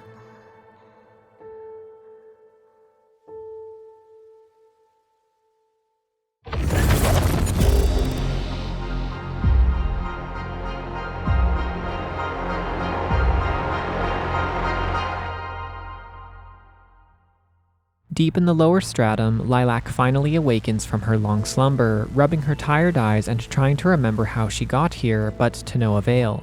The only memory she has left is that of her final moments with Lilia, but she cannot even recall the woman's name. Surprisingly, we are never actually given an explanation for this memory loss, or for why very little of it ever returns, but I believe it may have something to do with the pod in which Lilac was sealed. The device was used to transport homunculi from the research facility, which means that it may have been treated with magic. An enchantment that not only placed them into a deep sleep, but also erased any traces of memory from their replicated soul, wiping the slate clean in preparation for their artificial purpose to be imprinted. Either Lilia didn't account for the side effect in her plan, or she did but decided it was worth the risk in their desperate circumstances. An alternative explanation could be that memory loss is simply a general side effect of prolonged exposure to the fumes, which is well supported by the fact that many tuned homunculi struggle with their memories as well, and from the looks of things, Lilac had been down here breathing in the fumes for a very long time indeed. Whatever the case may be, she awakens both lost and confused, with no choice but to venture out into the dark passages beyond, and only a short time later discovers Nola. The homunculus remains where Gilroy left her, gathering dust in a field of blue flowers, but has since regained awareness of her surroundings and sees Lilac approach. She too has lost nearly all of her memory for reasons unexplained, but recognizes the familiar face before her as an attuner and promises that in return for a touch of liberating magic, she will aid Lilac in her survival. Trusting her word, Lilac does so, and Nola springs to life, ripping the sword from her chest. She then warns that her aid comes with a condition, but does not yet reveal what it is, saying that they can speak further once they've escaped this dreary pit. They try to leave the facility but find it locked, and in searching for the key stumble upon Leto, who is now mutant and lurking in a chamber filled with bodies. Upon tuning him, Lilac sees what happened. All of the homunculi who had been down here, all of Leto's brothers, had been herded into the chamber to be gassed with fumes in a sick test to see how long they could hold out before becoming blighted. They began tearing each other apart in a frenzy, creating a mountain of bodies as they tried to escape the pit, and Leto only survived by being buried under the pile. Desperate to escape this awful place, he chooses to come with Lilac and Nola, and the three of them shortly ascend to the streets of the lower stratum. This part of the city is utterly in ruin, only hollow, smoking shells of buildings still standing, but far in the distance the upper stratum can be seen in all its glory, a bastion of light shining out over the desolation. And it is there Nola says they must go. She had been haunted by wretched dreams for so long and sensed that only up there could the truth behind them be found. This is her condition for helping Lilac, and Nola promises not to let her perish until they make it there. Together, this unlikely band of allies begins to search the lower stratum for survivors who can point them in the right direction, and before long run into Levy at the western supply camp. She is surprised to see anyone this far out, but unafraid, and asks them to keep an eye out for a winged homunculus and help him if they can. She then heads off to collect more scrap, so they continue on and make their way to Old City, which, while not thriving, is still much more populated than Nola had expected. Speaking with Gordon, they learn that Yulvin used to keep the town safe from mutants, but some time ago had finally turned mutant himself, becoming quite dangerous. Before setting out again, Lilac stops to rest for a minute and asks her companions something she had been wondering since they first set out. What were their names? Leto is forthcoming with his, but Nola dismissively replies that they can call her anything. After being pressed, though, she says they can call her Nola, for a set of markings etched into her arm would suggest that was her name. It could be that these letters were all that remained of the engraving Magnolia, now worn and rusted due to the elements or tampering by Gilroy, or perhaps Lilia had etched them in directly to make sure that Nola didn't forget. Regardless, following this conversation, the trio sets off to explore the mutant-infested wreckage of the lower stratum and find Yulvin before the remains of a giant clock tower. He attacks them on sight, even mutating into his powerful Caladrius form, but Lilac manages to tune him all the same and restores the homunculus to his lucidity. Yulvin is deeply grateful for her help and says if she wishes to find other attuners, it would be wise to check the Magicite mine. Though the entrance had long been sealed off, Gordon happened to be in possession of an access key, and in return for it asks only that Lilac take Hati along, his canine homunculus who had been wasting away here in the confines of Old City. Lilac agrees, and we see how tuning can be used even on homunculi who are not mutant as a way to transfer their bond between attuners. Now with 4 homunculi in tow, Lilac returns westward, past the subterranean facility and into the mine, where the fumes roll thickly through deep shafts and tunnels. Turns out, Yulvin's intuition was right. At a central storage and repair station, they find the attuner Heath, who explains that he is working with several others to fix the lift up to the central stratum. He had come to the mine to gather magicite, but was quite badly injured by a mutant farther in. A mutant that just so happened to be found in a garden of white flowers. Now in no state to fight, Heath asks Lilac to take his owl homunculus Moonin along for protection, and heads back to the lift in Old City. Meanwhile, Lilac presses on in the opposite direction, and before long finds the garden Heath had spoken of. Even so deep underground, shafts of sunlight had found a way in, allowing a thick blanket of white flowers to take root. Here and there among the blossoms, rough headstones can be seen, and at the very center is the one responsible: Garm. The kindly homunculus had buried his fallen friends one by one even as the blight slowly overtook him, and now could do no more than drill the same spot over and over again. He is unstable and dangerous, but the real Garm is still in there, and Lilac finds him when she touches his core and reawakens his final memory with Lilia. Though he had been built to work for humans, Garm now wishes to help and protect his friends, and agrees to lend Lilac his strength. They had found all they could in the Magicite mine, but Gordon's key had opened another path for them on the other end of the city, a hidden road to the tethered steeple. Unfortunately, the Great Prison was a stronghold of House Frost no longer. Lilac reaches the place to find it overwhelmed by fumes, and all who remained within its walls had lost their minds to madness. Or at least all but one. At the very bottom of the tower in a large courtyard, they are met by the shackled beast, still in possession of most of his faculties.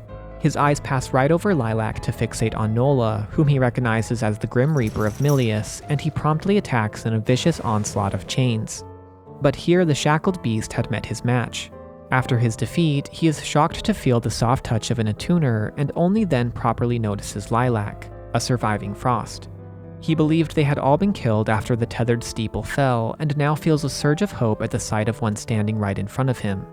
Though Nola remains wary of the belligerent homunculus, he reaffirms his allegiance to House Frost, and now pledges to be Lilac's shield from any dangers she may yet face.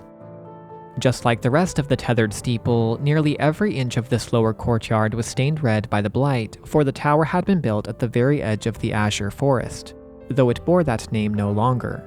Now it is the Crimson Forest, with fiery red leaves stretching as far as the eye can see, and every creature living beneath them bearing strange mutations. But Lilac is undeterred. A visible path could be seen twisting through the trees until it fell out of sight, and she follows it as best she can through patches of purple and blue until finally reaching the sorcerer's village deep within. The place is entirely in ruins, each building overgrown with blighted vines and roamed by Hati's wild kin, and in a large clearing Lilac and Nola are met by the guardian of the forest himself. He is mutant now, crazed by the blight with a deep red glow in his eyes, but Fiol still remains aware enough to recognize Nola as the one who murdered Lady Abelia. He throws himself at the intruders, clawing and biting with terrible ferocity, only to be struck to the forest floor, mortally wounded but free of the blight's compulsion. In his final moments, the Great Wolf asks Lilac to remove his core amplifier and take it to the village elder Cassia so that all that remains of his strength and will may live on. They find her only a short distance up the path, and the old attuner agrees to honor the Guardian's dying wish, transferring the energy within his amplifier to Hati. Before departing the village, Lilac takes notice of a strange red flower tainted by the blight, a lily blossom that feels as if it's calling out to someone, but there is no time to look into it further. Taking full advantage of Hati's augmented strength, Lilac returns to Old City and dives into the subterranean waterway below, swimming ever downward through rusted pipes and contaminated pools until they empty out into the sprawling trash pits at the base of the city. It is here she finds Yarrow, another attuner working with Heath. After freeing him from a giant ball of trash, he explains that the magic supply system had been broken by a giant homunculus farther ahead, who turns out, of course, to be Motley. He had been down here a long time now, and so vast was his collection that other homunculi had begun to revere him as king of the garbage heap. But unfortunately, in the process of amassing it all, Motley had lost himself. He attacks Lilac immediately, thinking she had come to steal from him, and in the ensuing fight his larger mechanical form breaks down piece by piece until Lilac finally comes in reach of his core. She reaches out, gently tuning him and reawakening the memory of his fall, after which the final piece crumbles and the real Motley pops out at last. Now freed of his self-made prison, the little spider wants to regain more of his lost memories, and decides to tag along with Lilac on her journey to the upper stratum. Meanwhile, thanks to Motley's impressive assortment of spare parts, Yarrow had managed to find a supply system core that was still intact, and tells Lilac that all they need to get the lift working now is the key. Only problem is, this key is held by the chief attuner, and neither Yarrow nor Heath have been able to contact him. With no time to waste, Lilac returns to the Magicite mine and descends into its lower level, the Crystalline Realm, where the blight has become so concentrated that every inch of the cavern is covered in sprawling webs of fungus. Huge mushrooms grow alongside shimmering crystal formations, icy jets shoot from holes in the rock, and even for Lilac, the fumes begin to feel uncomfortable. She has several run-ins with the now mutant homunculus Lars, and though he proves quite difficult to catch, Lilac eventually finds him incapacitated at the hands of Jorn and Rybolg, who say they are looking into the land of origin and trying to find the cause of the blighted fumes. Jorn immediately recognizes that Lilac is an attuner and is able to identify the woman within her memory as Lilia, but explains that he hasn't seen her in a long time and that Lilac will need to get to the central stratum if she wishes to find her. To that end, he offers to return to Old City and activate the lift personally. This is a pretty important exchange for a couple of reasons. First, it sounds like this might be Jorn speaking, not Abelia, for he proves genuinely helpful and appears quite unfazed by Lilac's appearance. This could mean that Jorn finally managed to regain some control over his body, pushing the priestess's soul into the background, or perhaps Abelia is simply very skilled at hiding her emotions. Either way, Jorn is not being entirely truthful here. He knew very well that Lilia was not to be found up above, and may even be misdirecting Lilac intentionally to keep her away from the land of origin. As for the magical barrier, I think we're meant to understand that only this path is blocked, for many individuals had already made it there, including Lilia, who had come down one last time. But more on that later. At present, Lilac tunes Lars, in the process learning how she was discovered as an infant in the land of origin.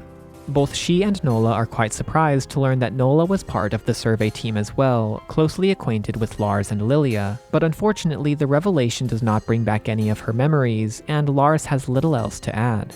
He is, however, horrified to have lifted a hand against the very child he was asked to save, and after pledging to follow her wherever she goes, uses his climbing expertise to carry her out of the mine and expedite her return to the lower stratum, where Jorn, Heath, and Yarrow are restoring the lift to its proper functioning. Lilac tries asking the chief attuner more questions about Lilia, and though he paints a general picture of her kindness and skill as an attuner, when she asks about her falling out with the Frosts, he quickly replies that it isn't his place to say, and she will just have to find and ask Lilia about that herself. Just then, Heath finishes the final step of the lift's restoration. Jorn offers to let Lilac be the first to ride it up, and so, stepping aboard, she begins the long ascent to the central stratum.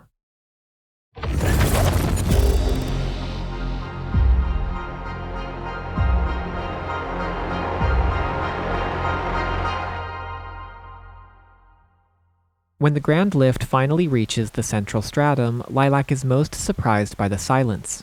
Other than the soft drumming of rain on nearby rooftops, not a sound can be heard, and she is welcomed only by a terrible scene of death. The streets are filled with bodies, all attuners, and it doesn't take long to find the one responsible, Gilroy.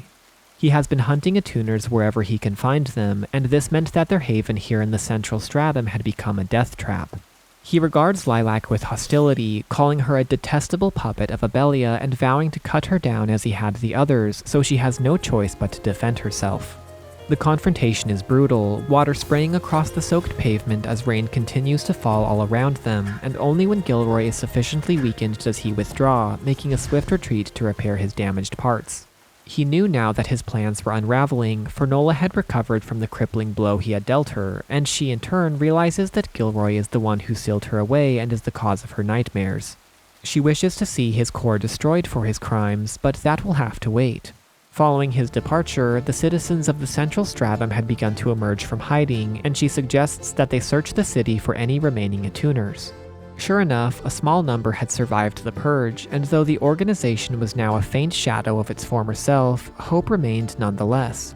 During their search, Lilac and Nola found yet another strange lily blossom, just like the one from the sorcerer's village, and shortly thereafter Heath and Yarrow arrive in the lift, both determined to continue doing their part in spite of the dire news. But surprisingly, Jorn did not come with them. Heath only says that he had something to look into and went off by himself. With the central stratum now mostly put back in order, Lilac recommences her quest to find Lilia and reach the upper stratum, starting at the Sorcerer's Academy to the west, where, to her surprise, she is recognized almost immediately. One of the homunculi there knows her by name and reveals that her uniform was given to her by Louis Seach, though it warns her that the witch is now dangerous.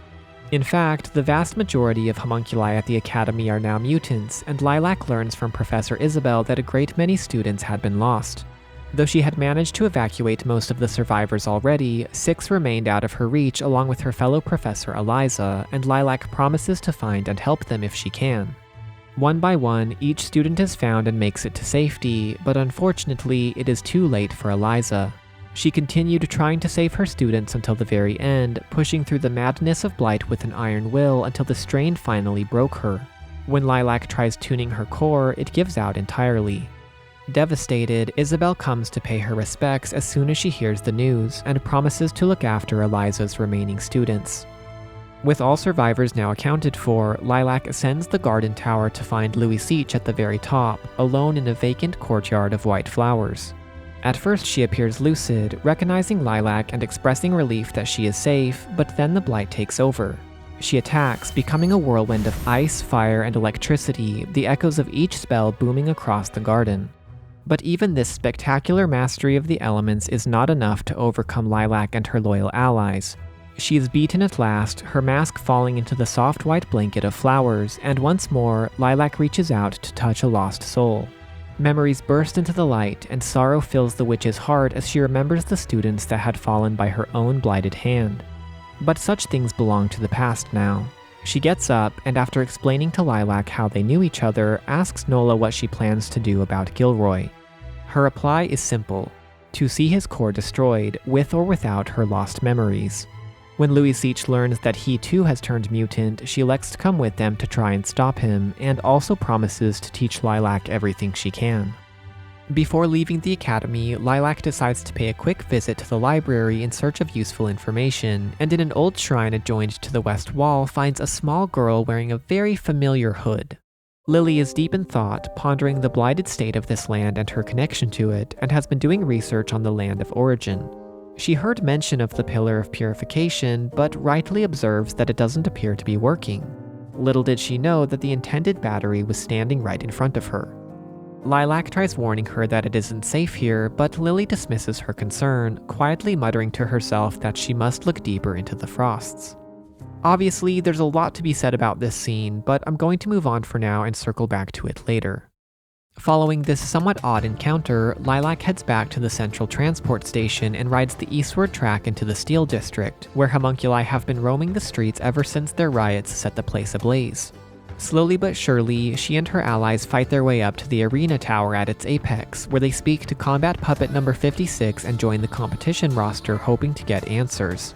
He and 2 other homunculi are competing as well, all of whom wish to see their champion number 7 be freed and are rooting for Lilac even as they do their utmost to stop her. Level by level, from puppets number 14 to 20 to 56, she prevails, until finally facing down the steely samurai himself. Fire blazes all around them, choking the air with its bitter smoke, and the 2 combatants engage in a deadly dance of blades until number 7 is struck down at last and every trace of blight is tuned from his core. He thanks Lilac for bringing him back to his senses and explains that while his attempted assassination of Declan had failed, it still left the sorcerer weakened. Now is their chance to deal a decisive blow, to put an end to the suffering of so many homunculi, and he asks for Lilac's help to see the matter closed. Though she does not wish to bring death to anyone, she also doesn't want to see any more homunculi being hurt, and agrees to do what needs to be done. She returns to the base of the tower, and after being thanked by each of the other combatants for saving their friend, continues on to Declan's grand estate. It is extravagant but overgrown, swarming with mutant homunculi, and at the rear entrance, Lilac and number 7 find marionette number 47 still keeping watch. Though bound to her service of Declan, she quietly asks them to stop him and shares that the key is held by her incarcerated friend number 49. They descend into the awful underground dungeon and find the poor girl a short time later, immobilized in a cold iron cell, and she in turn pleads with them to take the key and use it to free number 47. But sadly, Declan was already one step ahead. He had been watching their previous exchange from within the estate and hijacked number 47's body, activating a gruesome combat mutation he had built into it, and so upon their return, Lilac and number 7 are forced to fight her. She falls to the floor, defeated in both body and spirit, and after uttering a broken apology, lies still. Declan had intentionally set her core to go inert, the soul within unable to be saved. Haunted by this scene of such sickening cruelty, Lilac storms through the estate with her allies, arriving at Declan's private quarters to learn that he is submerged in a giant therapeutic tank beneath the floor. Without hesitation, she takes the plunge, and through the warm, dark water, the sorcerer's muffled voice can be heard, irritated by the intrusion yet eager to add the vessel of a priestess to his collection. The lights flicker on and their aquatic battle begins, but even with his augmented body, Declan is still vulnerable. He is eventually forced to jettison himself from the damaged shell, fleeing to the room below in a desperate attempt to reach a restoration device, but Lilac easily catches up, and as the wet, ragged remains of a once noble man insist that progress is the only value in this world, Number 7 brings him to a swift end. One flash of his blade, one final twitch, and the man called Declan was no more. He hadn't even recognized his own nephew, Motley. Stepping forward, Lilac takes a closer look at the restoration device and observes that it was designed to enhance aquatic homunculi. Without knowing exactly what might happen, Motley offers to use it, insisting that if his body can continue to be of use to Lilac and the others, then it is still worth being in. The augmentation succeeds, and with Motley now far more capable of functioning underwater, Lilac returns to the Crimson Forest and traverses a large underground lake to reach the Frost Estate on the other side. It stands in a secluded grove where the trees remain azure, the last vestige of the forest's former glory, and within its ruined remains Lilac finds a single surviving homunculus, Lorna. Much like the surrounding forest, she too is unblighted, but unresponsive, hooked up to life support in the same chair that had once sustained Abelia. Lilac reaches out, tuning the small girl and witnessing her memory of Abelia's murder, after which she stirs, suddenly aware of her company. For a moment she is confused, thinking Lilac is Lilia, but then recognizes Nola's presence and despondently asks her if she had come to finish what she started.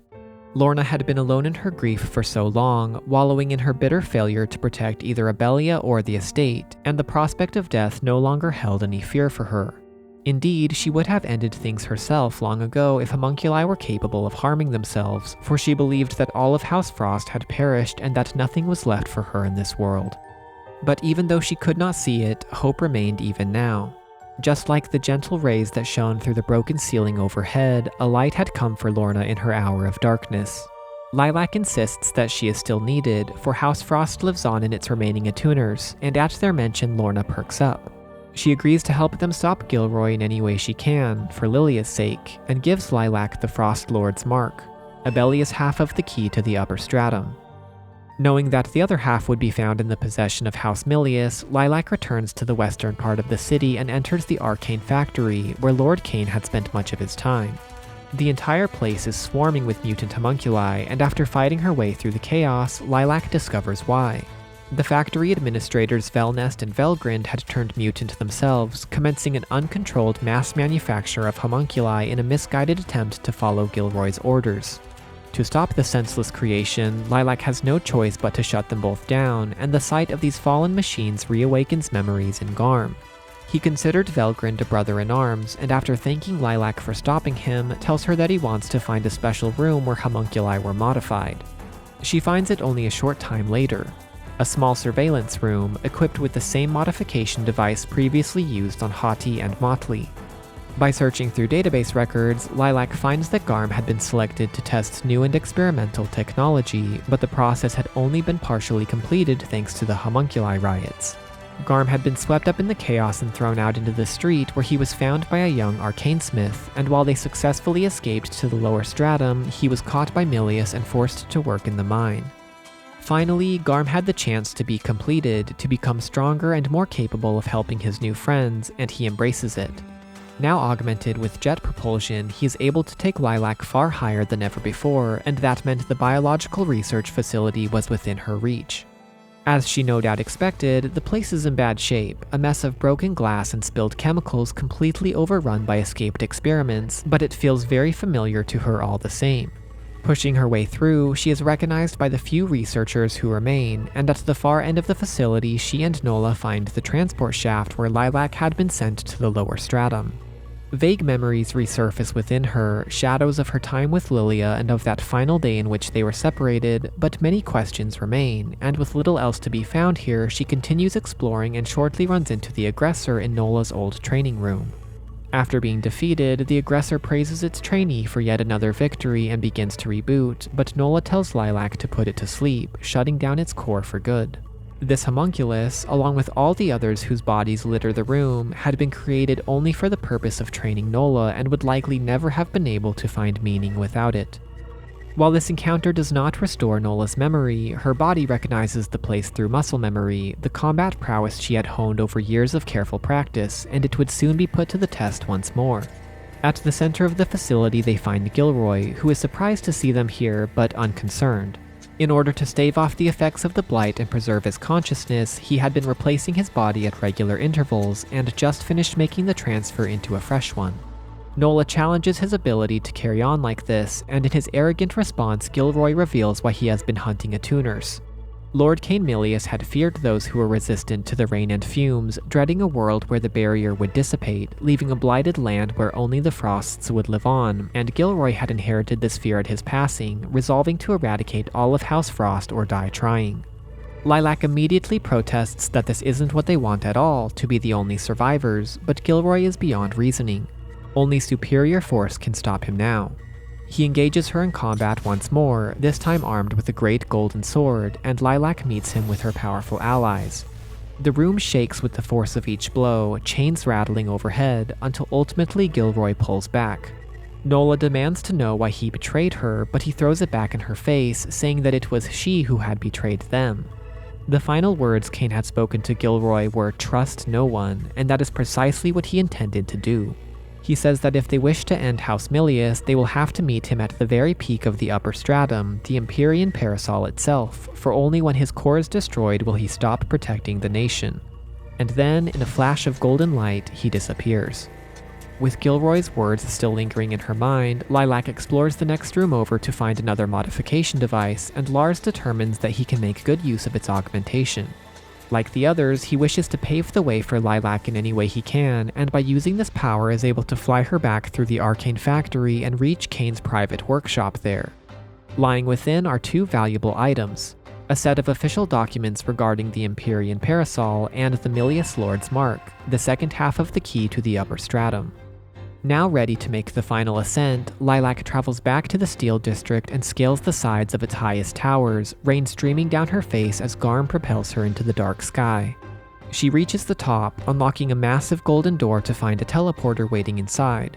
But she and her allies had not come alone. Number 7's friends from the Arena Tower had followed them. Built and honed for combat, these homunculi wished to scout ahead and find a path through what was no doubt the most heavily guarded place in the entire nation. Lilac thanks them for their willingness to help, and a short while after their departure, steps into the teleporter's blue light herself. Awaiting her on the other side is a scene of desolation. The city streets are eerily quiet and empty, not a soul to be seen, for the upper stratum is all but deserted. It had long been evacuated and remained in a state of emergency, most of its citizens lost to the Blight and all others instructed to remain indoors and await rations. The silence doesn't last long, though, for soon enough Lilac runs into the Royal Guards, who were among the strongest homunculi that had ever been made. Number 7's friends hadn't stood a chance. She finds the bodies of Number 14 and Number 20, each surrounded by the foes they had slain, and Number 56 had been fatally wounded. Lilac is determined not to let their deaths be in vain and continues fighting her way up to the palace, finding it to be the very pinnacle of opulence, every surface gilded with gold and vibrant flower beds lining each hallway. Large tanks filled with white fluid are a common sight as well, some stained red with the blood of their missing subjects. At length, Lilac finds the private rooms of Motley and Gilroy, as well as a new room that Motley doesn't recognize. The floors are polished, the tablecloth neatly draped, and at the far end is a part specifically made for Nola. Gilroy had prepared this room for her, eagerly awaiting the day when his little sister could be brought home and restored to her rightful place alongside him. It was a future now lost forever, washed away like tears in the rain. They leave it behind, carving a path to the interior machinery of the Parasol and find Velius, captain of the guard and Gilroy's close friend, now mutant but still clinging to his orders to defend the tower. Upon his defeat, he pleads with Lilac to stop Gilroy, to free him of the Lord's terrible burden, after which his core gives out. Velius would have been pleased to know that this was precisely what she planned to do next. Finally, Lilac and all of her allies reach the zenith, pausing in the antechamber of the throne room. The fate of the entire nation now rests in their hands.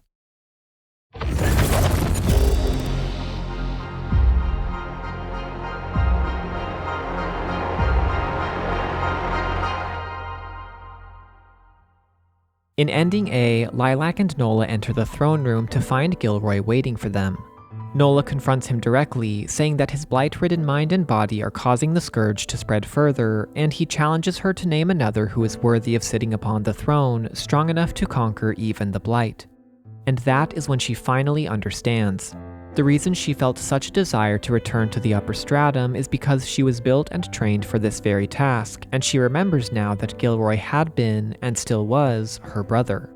She demands that he relinquish the throne, and in the fierce battle that follows, Gilroy finds himself bested, his energy spent, powerless to stop Lilac as she approaches the core of the parasol.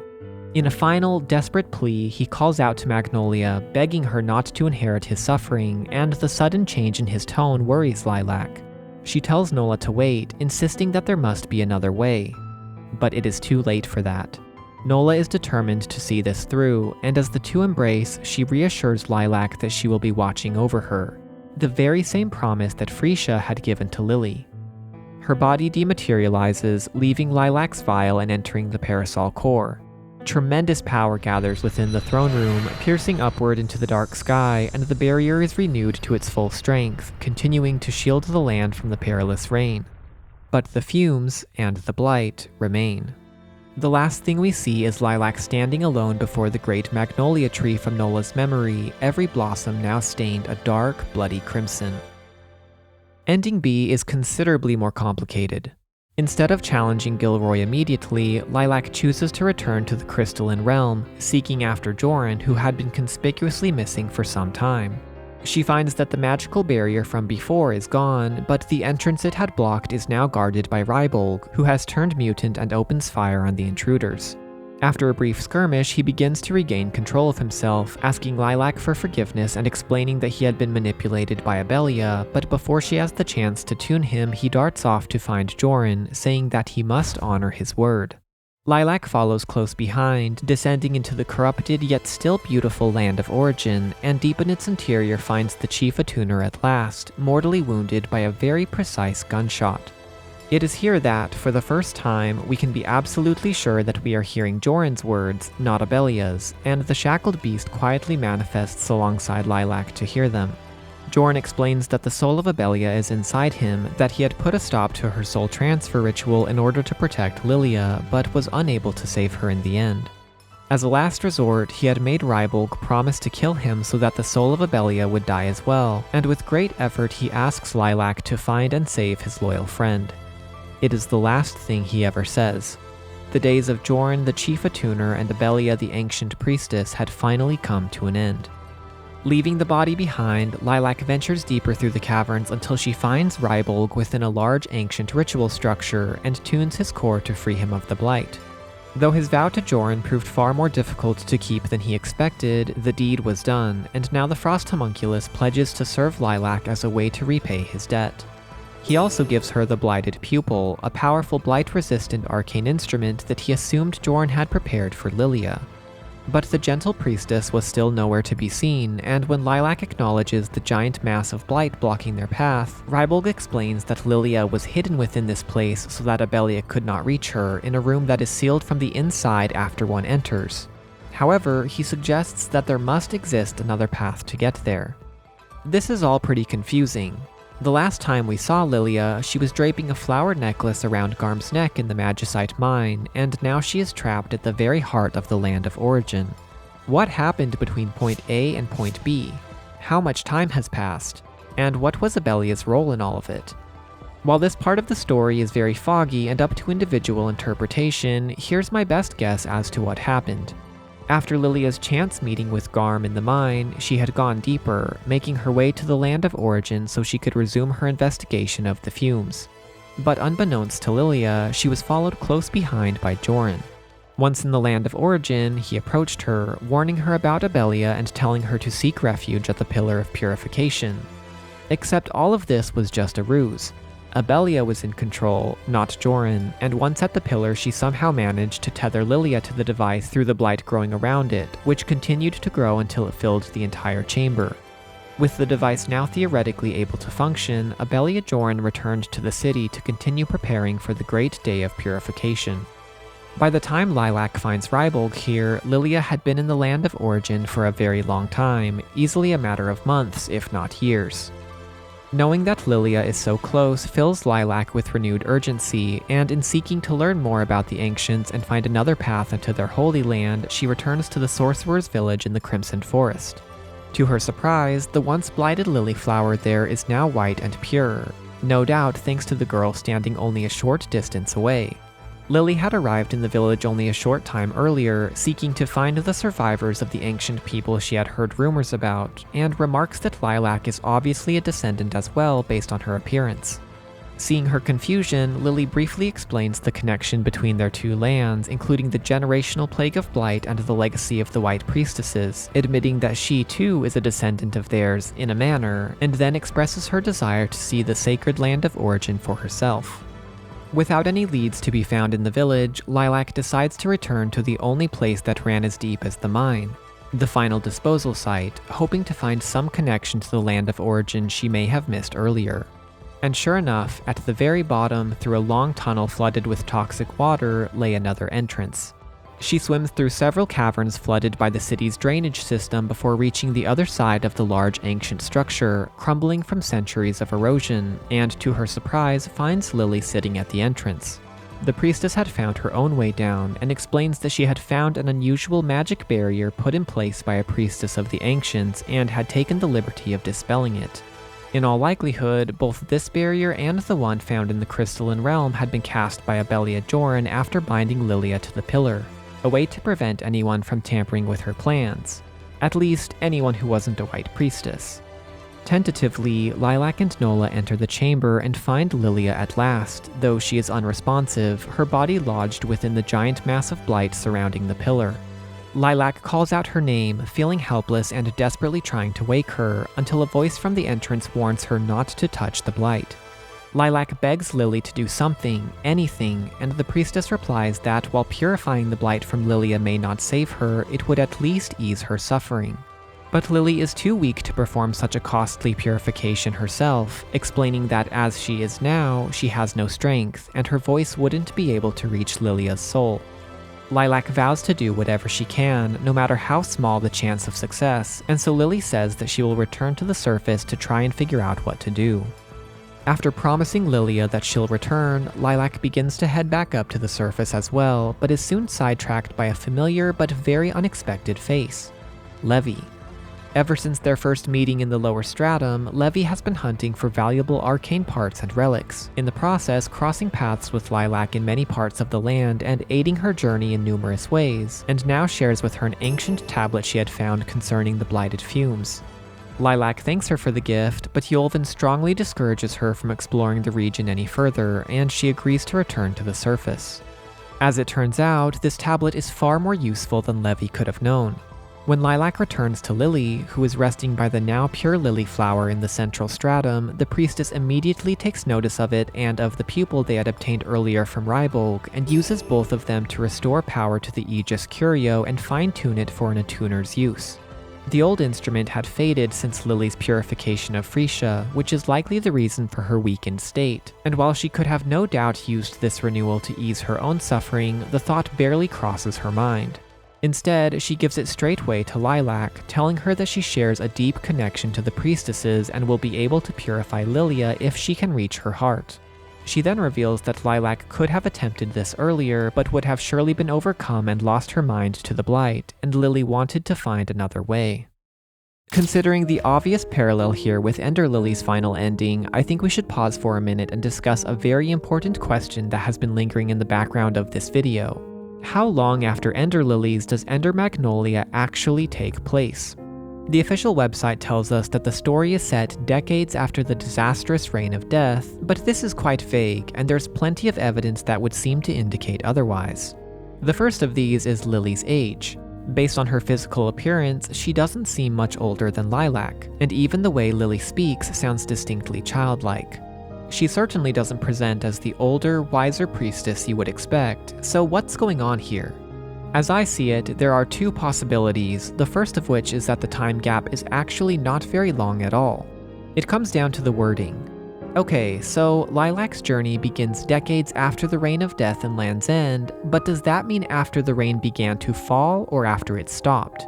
By the time Lily was awoken by the Umbral Night, the rain had already been falling for quite some time. 1 year, perhaps? What about 5 or 10? It's very difficult to say for certain, so if we interpret the phrase to mean after the rain began, then there's a very real chance that only a few short years passed between the time the rain ended, when Lily purified the land, and when she arrived in the Land of Fumes. This explanation is even consistent with the more advanced technology found there. As I explained earlier in the video, the Land of Fumes had far outpaced Land's End technologically due to its wealth of magical resources. They were obviously producing complex mechanical inventions well before the rain started to fall, since a small number of them made their way to the distant kingdom. The second possibility for Lily's young appearance is that she is, in fact, much older than Lilac, but her growth was stunted by the enormous amount of blight she had purified, essentially leaving her in the body of a child. The Aegis Curio may have alleviated her pain, but all of Frisia's blight remained within her nonetheless, some peeking out through her hair, hence why she wears the hood at all times. As for her childlike yet strangely distant personality, this could easily be a result of the insane trauma she experienced as a child. Born into a world of catastrophic death and decay, accompanied only by the Umbral Night and other blighted spirits. For all we know, it may have been quite recently that she learned to speak at all. In contrast, Lilia, who I believe to be around the same age as Lily, does appear older and speaks normally, for she had remained pure of blight and had a far more typical childhood around other living humans. This brings up another important question though. If Lilia really is one of the Ender Lilies, then why does Lily not recognize her as such? I'll admit this is puzzling, considering that in this very scene she is wearing the lost heirloom, but the correct explanation may be the simplest. Lily considered herself the only survivor of Land's End and had no reason to believe that the hairpin was anything more than a coincidence. Or maybe she overlooked it entirely. Ultimately, we just don't have very much information to go off of here, and many questions regarding Lily remain unanswered. How long was she wandering the wastes between nations? Did she visit any of the others? Is she still in possession of all her spirits? And finally, how can she be wearing Farron's cloak? Maybe we'll get answers to these someday, but for now, let's return to Lilac.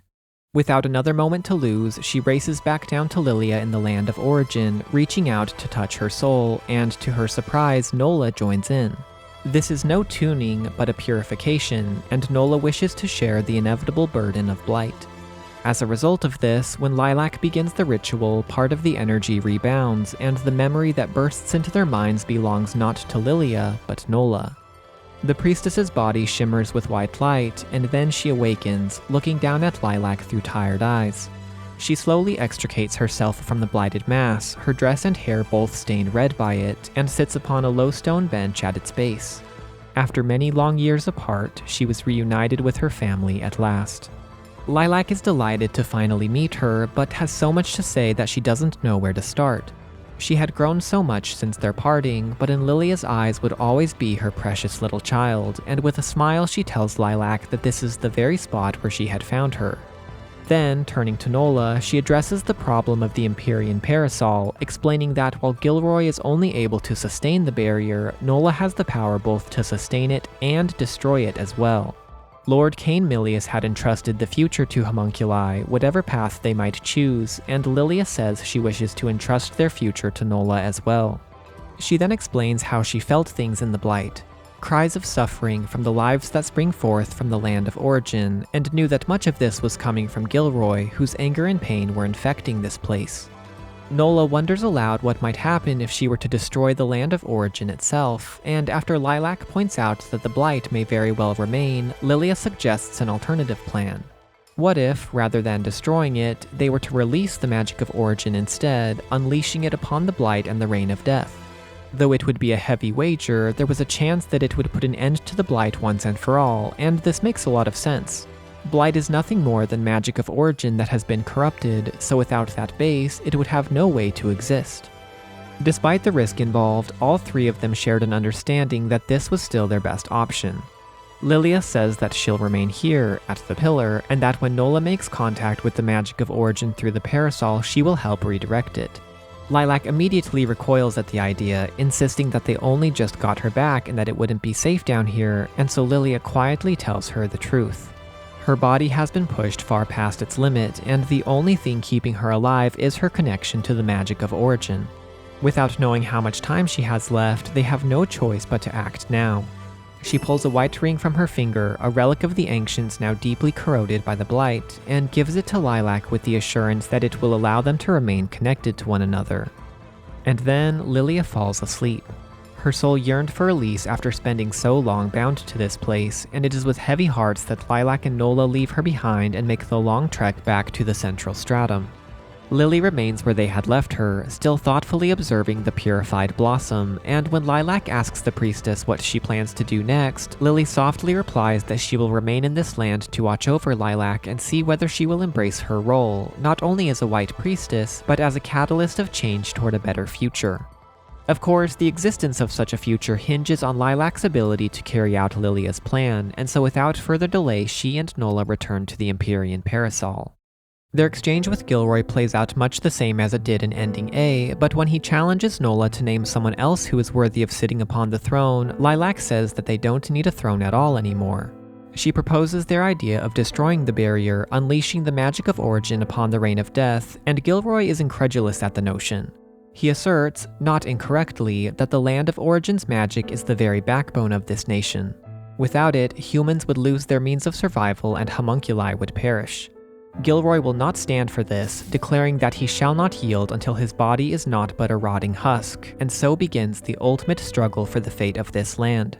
With an endless stream of magic coursing through his soul, he conjures elemental spells of tremendous power, ripping and tearing through the open air as they collide with Lilac's homunculi, each of them channeling the young attuner's power with precision and resolve.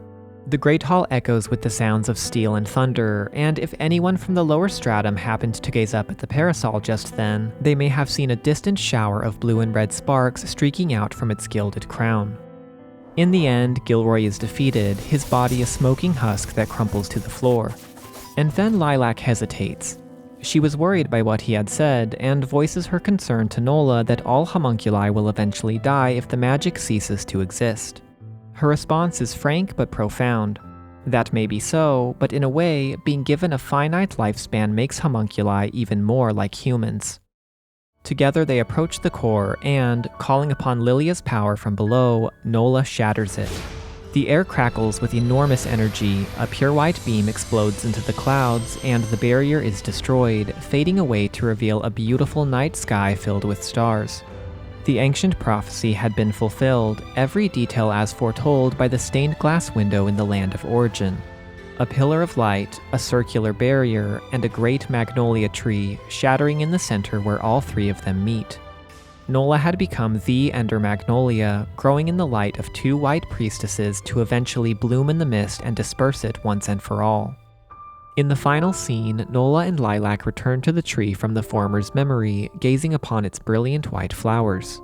The Reign of Death and the magic of origin are no more, and Lilia's soul has passed on to the other side. This land is finally free of the plague that haunted it for so many generations, and though all homunculi are now doomed to die, for the first time, they will have a chance to truly live. Nola and Lilac may not know what the future holds, but regardless, they choose to live life to the fullest for as long as they have, to find value in their time, their relationships, their memories, and in the legacies of all those they carry with them. There was always value in this world, it just took a special eye to see it, a sentiment that is beautifully echoed by Millie in their magnificent closing theme, Hearts Stay Unchanged. We're not wishing for a brand new world. The lost can still be redeemed. It has always been a beautiful world. We just weren't looking.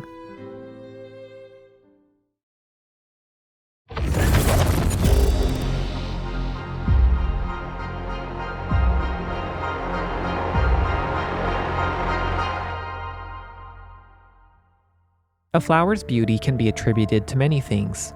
Its color, fragrance, and symmetry, among other qualities, but perhaps the most important of these is the fleeting nature of their existence.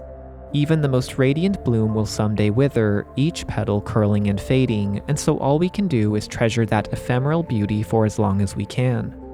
The final scenes of Ender Magnolia are bittersweet, fraught with emotion, and in processing them you may find it hard to let go of one critical question. Why did Lilia have to die? For her to figure so prominently in the story, to be someone we look up to, learn about, and search for, only for us to be left without her in the end feels so deeply unfair. And, as if to add insult to injury, she doesn't even make an appearance in the closing scenes of Ending B. We never really have the chance to say goodbye. But even though this may feel hollow at first, it is all for a purpose, one that ties back to what the Ender series is all about. In Ender Lilies, we saw a pure, innocent child sacrifice all for a kingdom that had created her only to suffer, carry their sins, and die.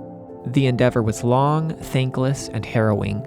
But it was also a choice. The Umbral Knight wished for her to leave the land, telling her that there would be no shame in doing so, and Frisia tried guiding her to the Eastern Spring where she could be purified through the lily blossoms and do exactly that.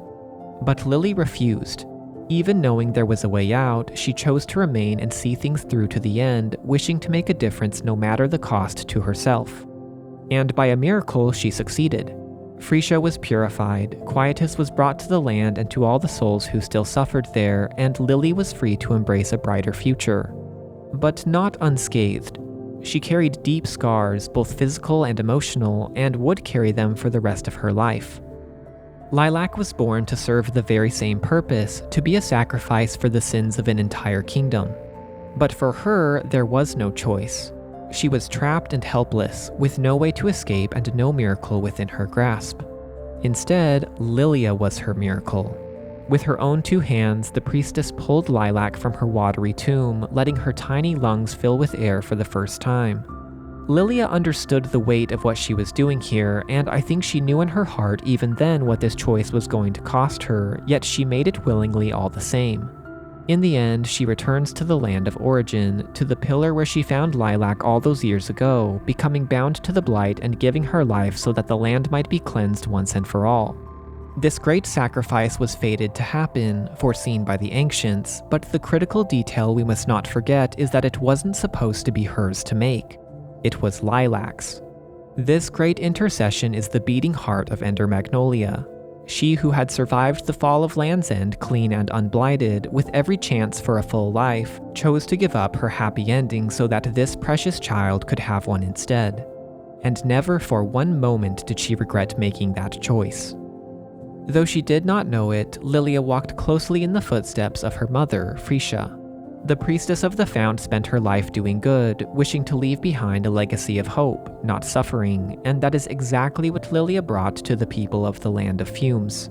To Levi, to Yolvin, to Garm, to Nola, to everyone who had the good fortune of crossing her path.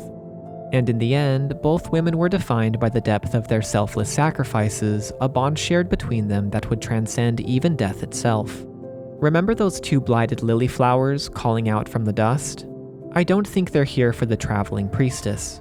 These are not just any lilies, but water lilies from Land's End, the very kind that grew directly from Frisia's body. Two of them had grown far indeed, rooting themselves in the Land of Fumes, and though Frisia herself had long passed on, these blossoms remained, echoing a mother's call for her lost lily. If by this point you remain skeptical of my theory for Lilia's origin, may I present one final piece of evidence. The official music track that Millie wrote for Ender Magnolia's launch trailer is simply titled Lily Tree. It starts out soft and slow, ponderous, but gradually builds momentum until it becomes something powerful, emotional, unstoppable. Visually, what began as a series of disparate clips from various parts of the game culminates in a montage of memories that finally peaks at the most important memory of all, the Magnolia Tree, seen in Nola's memory and in both endings A and B. So why, then, is the track not called Magnolia Tree? Well, if we take a closer look at the full OST, we find an instrumental version of this track that is. It is called Magnolia denudata, which refers to a specific variety of magnolia tree that blossoms at the end of winter before its branches have put forth any leaves.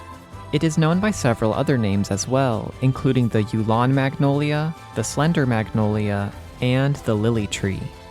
It all comes full circle. This is precisely the tree that took root in the land of fumes, blooming at the end of a long, metaphorical winter, and whose purity was bought at the price of a single selfless lily. This is Lilia's legacy. This is what she leaves behind in that final cutscene. A lily tree and a lilac, Abelia's bloodline reborn anew in fulfillment of the ancient prophecy. And while the significance of Lilac's name is never addressed directly, it now becomes clear. Far more than just a flower, lilac is also a color, that of the tree's most common purple blossoms.